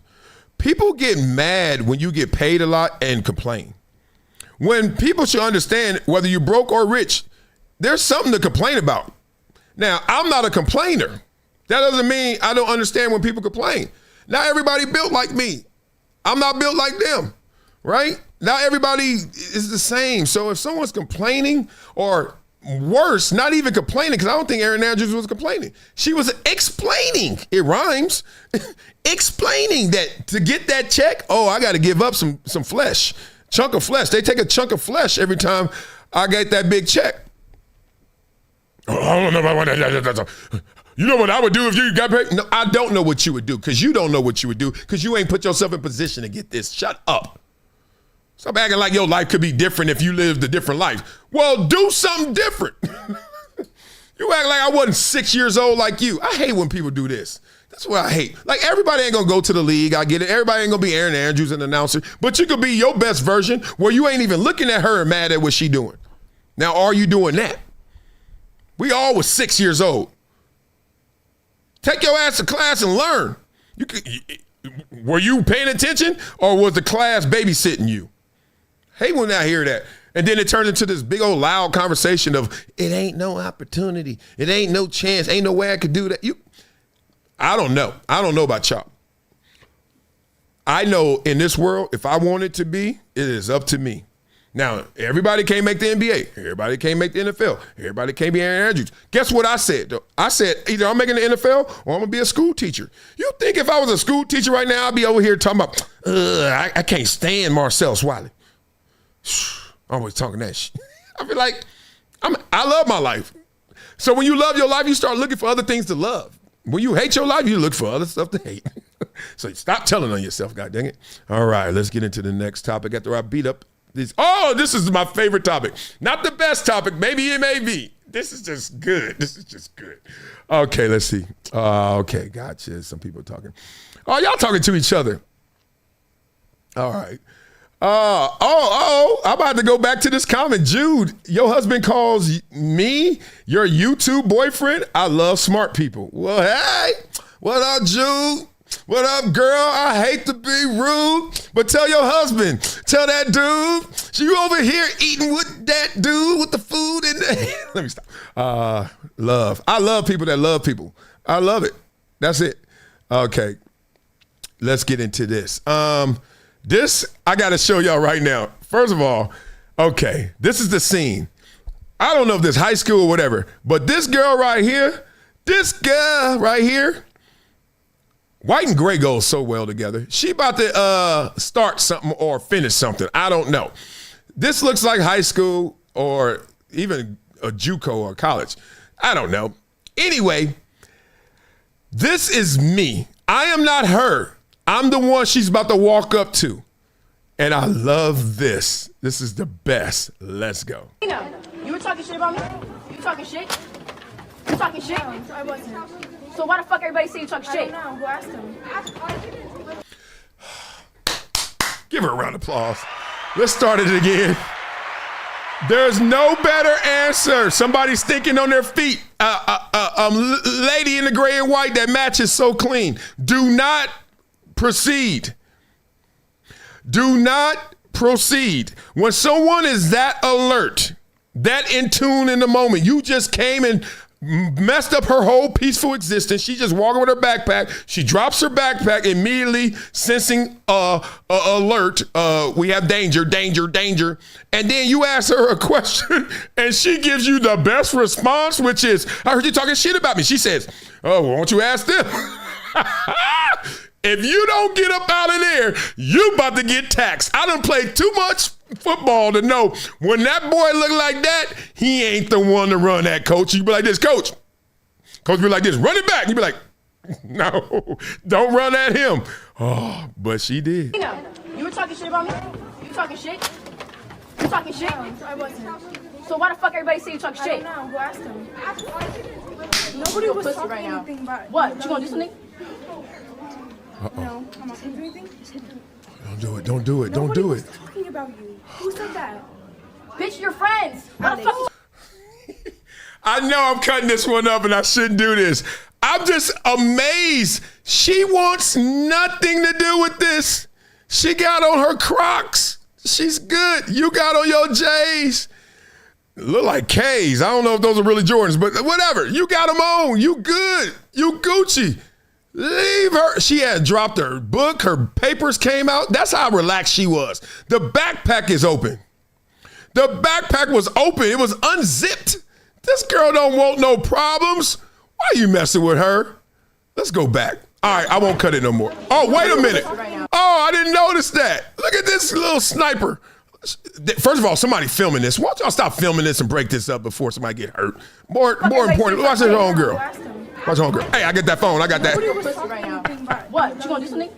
Oh, God. It's about to go down. 3, 2.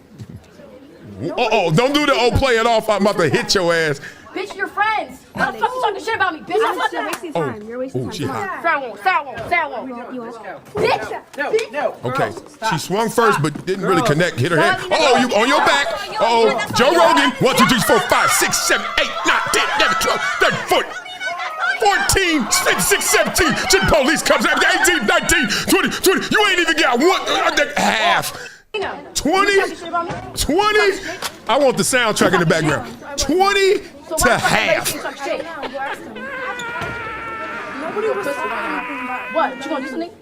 Yeah, I'm gonna do something to you, little girl. Here's the thing. Y'all know I'm not a fighter. And beautiful young lady who is on the wall, she's not a fighter either. She walking around school with her backpack unzipped. She ain't a fighter. She tried her best to escape every way other than running because she's not a fighter, but she's also not a punk. And I just found my kindred spirit. That girl right there, her and I knew each other in a past life. Because that exactly is who I am. That lady right there. Leave me alone. And when you come up to me, if you ask me a question, I'm gonna have a great answer. Trust me, I'm no dummy. There's a lot of things I am, but one thing I'm not is a dummy. Okay? Now, you don't like these answers. Bye-bye. Go ask your friends. Go ask your crew. Go ask your circle. Go ask your followers, but leave me alone. Because if not, I'm going to put these words on your ass. Pause. I'm not putting no hands on you. You know I could do that. Don't think this NFL just stopped in the NFL.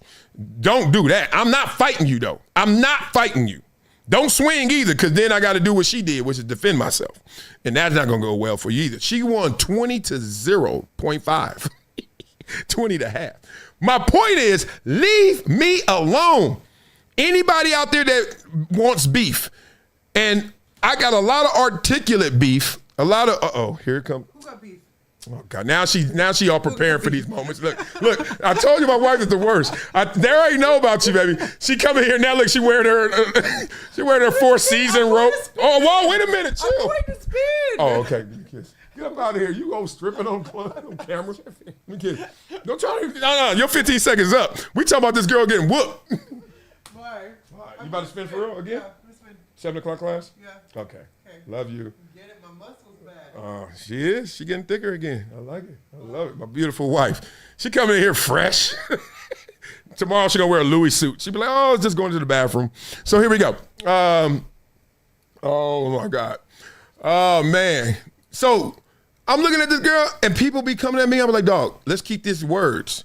Keep this words. There's only been one person that wanted to catch a fade, they said, or something. Ryan Clark said that one time. I was like, Ryan, don't think I'm a receiver going across the middle. I'm not that guy. I'm not that vulnerable. I'm not that, I'm not prey. I'm not fighting you, one. But two, that girl right there, my friend, I don't know what your name is. I'm going to just call you her, is me. Leave me alone. If not, listen to me. If not, all right, don't do no more, or you know what's going to happen. Let's beat it up in the comments. Oh, my God. My wife is stupid. She came in here. I look how fresh she looked. I was like, oh, shit. Then she tried to take it off. I was like, this ain't OnlyFans. Now, you keep acting up, you're going to be on OnlyFans, man. Mm-hmm. Let's go. Let's go. Yeah, let's go to his comments. Oh, that dude is now a full-time gossiper. I am. I like gossip. I don't think that's a negative word because most of the world you experience is what you hear, right? Or somebody else's experiences. Y'all stupid. Like people be trying to diss you and give you a compliment. You're a gossiper. Whatever. I don't gossip, but I certainly will talk about others' experiences.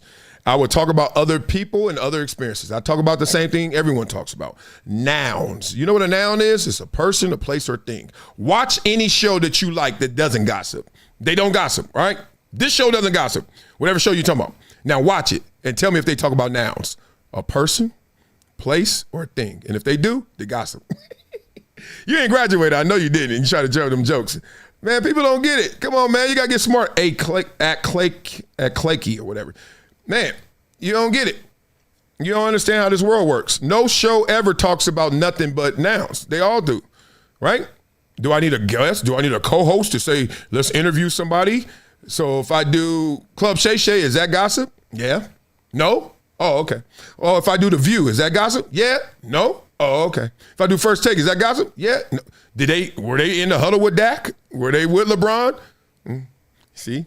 So when you say that, you got to mean that. And if you mean that, you're going to end up like this. This is you. Marcellus, let's do this right quick. Hey, let's do this real quick. I'm going to have fun. Now you'll maybe have some fun. I wonder if I could do it. Oh, dang it. I'm trying to find it. All right, well, hold on. I'm about to have some fun with you. I'm going to do this in my voice like you came up to me talking trash to me. Yes, okay. Oh, now this is grounds for divorce. She could have texted that, but see, it's unreal.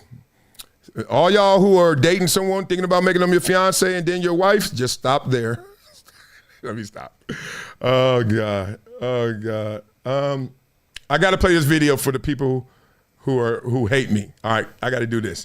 Y'all are her. This is y'all, and I'm the girl on the wall. Let's go.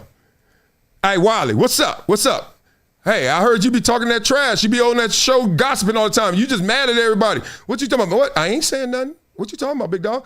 I ain't saying nothing. Show me the clip. Just show me the clip. No. You heard what you said about me. You know what you said. You always talking about me, Stephen A. Smith. I'm Ryan Clark. You hate everybody. D.L. Hughley. I said what I said. I'm just talking about what y'all said. I play y'all video first. Oh, no. It's on. Oh, you really think that we ain't got the video? Oh, yeah, we do. Okay, dog. I played DN in the league. I was top 50 twice. Okay, I made the Pro Bowl. I'm an all-pro. I set contract money. Motherfucking you, dude. You know, I'm from Compton. You better get the fuck. I call the homies up right now in West Sea for Leah. You ain't get a hit on me, boy. Anything else? Oh my God, that is me. Oh man, that felt good to do. Whoop all y'all ass. Yes, I'm keeping pressure on y'all. All right, what's next? We got any more? I'm gonna keep the lives going. It's easier. It's easier to do it this way. Let's go. Okay, this is my last one because this actually happened to me, and I just wanted to get this out. All right, at the end of the show, we be going everywhere. Let's go into this one. This is crazy. Watch this. Watch this. This happened to me before. Shit. Wow. First of all, I thought she was coming to holler. I was like, what she got on? What's cracking? Why would you hit my car? You did that to the front of my fucking car. Oh, yeah? What's funny? That's my new fucking car. Usually when you rear end people, that's not how this works. It's okay. I'm gonna call the cops real quick. But yeah, you're saying that I hit you from behind. No, you hit me in the front of it. Remember when I was at a red light? You went in front of me and hit my car. Oh yeah. Okay, that's cool. Probably move the car from thing, and I'll call the cops for you. And that's why you white people. That's why you white people get all this fucking privilege with this nice ass car. How do you know? Bitch? So that's my new fucking car. Look this. So in that moment, she had us believing like, oh, damn. We don't know all the details. We're like, damn, she calling out privilege. How does it? She don't know how many poor white people there are, but whatever. White people get new cars, and she got a new car, so she feels like she's white, I guess. I don't know. White people just get cars that are nice, and you acting privileged, so you hit my car. It makes no sense, but maybe she's emotional. Let's go. You are here, and she can shoot. Oops. You see? Yeah, we saw. Where it went in, or where she drove into it? Or? You look. Watch you this. were here, That's his white car. and Fresh. she can look. Watch her. You see? Mm-hmm. Oh, come on, cuz. I don't know what that is. A Lamborghini or something? She crushed his Lamborghini and then blamed him and then wanted to blame racism, discrimination, privilege. Oh, my God, these people are weird out here today. Only reason I bring that up real quick, I remember I had a Rolls Royce. I would never do that again unless I had $1 billion.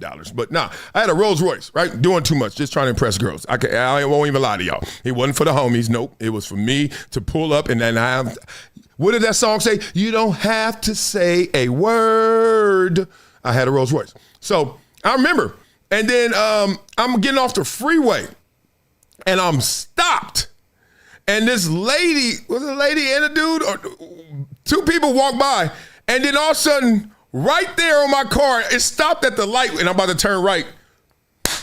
Like I'm not looking in front of me, but I'm stopped. And all of a sudden, back. I look, and the lady, or they think they both did it, but it was the lady I kept looking at, like, what? She was like, I was like, what just happened? And then it was like, what? And the lady was like, you hit me with your car. You hit me with your Rolls Royce. She told it out. You hit me with your Rolls Royce Phantom 2004. What? I'm like this guy. I'm like kind of giggling, kind of not. I'm like, ma'am, I didn't hit you. I'm stuck. I'm stopped at the light. What do you mean? And then the guy, yes, that's right. The guy comes back because she getting loud and everybody's sitting there. And then people kind of shaking their head. Kind of, people like, nah, we all at the light. What you talking about? And then the guy comes. He's like, he comes to the window. He said, look, he said, hey, I make all this go away. I think he said $800. He said, for $800, I make this all go away. I was like, $800 go away? He was like, yeah. You ain't hit her, or did you hit her? I don't know. But $800, I make it go away. He was with her.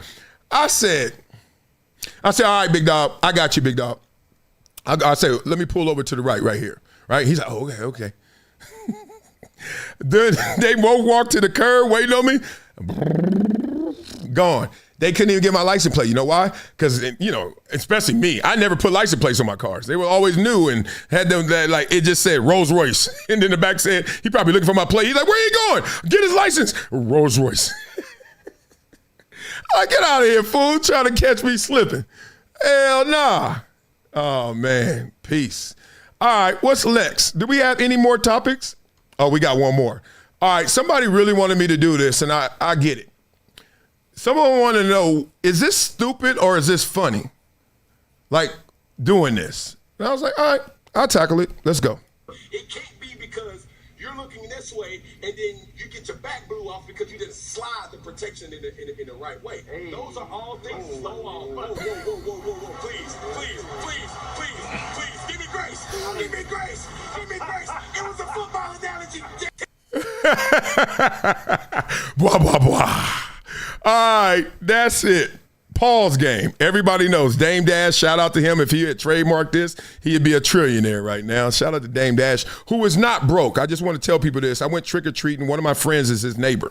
Let me just tell you, my friend is very, very rich, and his wife is even richer. And then we doing trick-or-treating. They're like, oh, you know, Dame Dash lives here. And I went, it was like a year ago or so. Then we go to the door, ding, ding, ding, ding. He opens the door. These little dogs is running out, and he's like, what's up, what's up? And he actually, this is real spit, he actually looks in the crowd. He's like, oh, hey, everybody, trick-or-treating little kids. And he looked at me. I can't even say it without laughing. So on the Rocks, we do it all the time because Blaze, it's a New York thing that got out of control. Like them Harlem dudes, them told the Queens dudes and the New York knows, and now in LA, you can't go nowhere. To the point where Donald Penn, who's a coach, Calabasas High School, he said his kids won't let him get through a game plan without saying pause. You know what I mean? It's just going down like that. And I have not heard an intelligent retort to why you shouldn't like it, other than it's silly or immature. Yeah.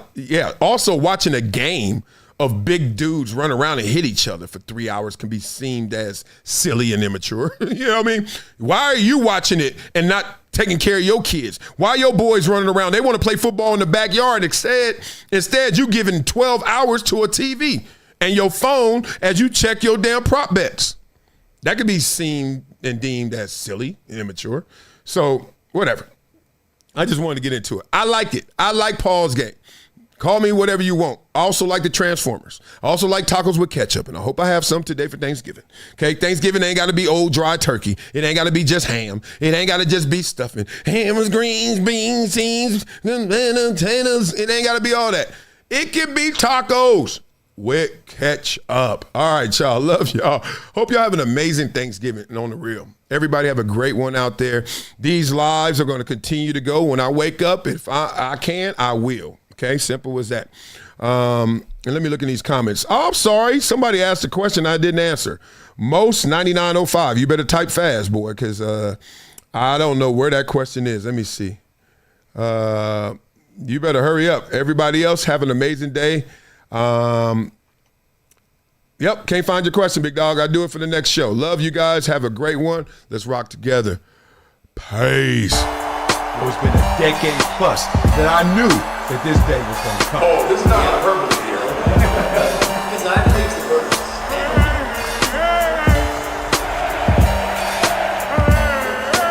Time to hydrate.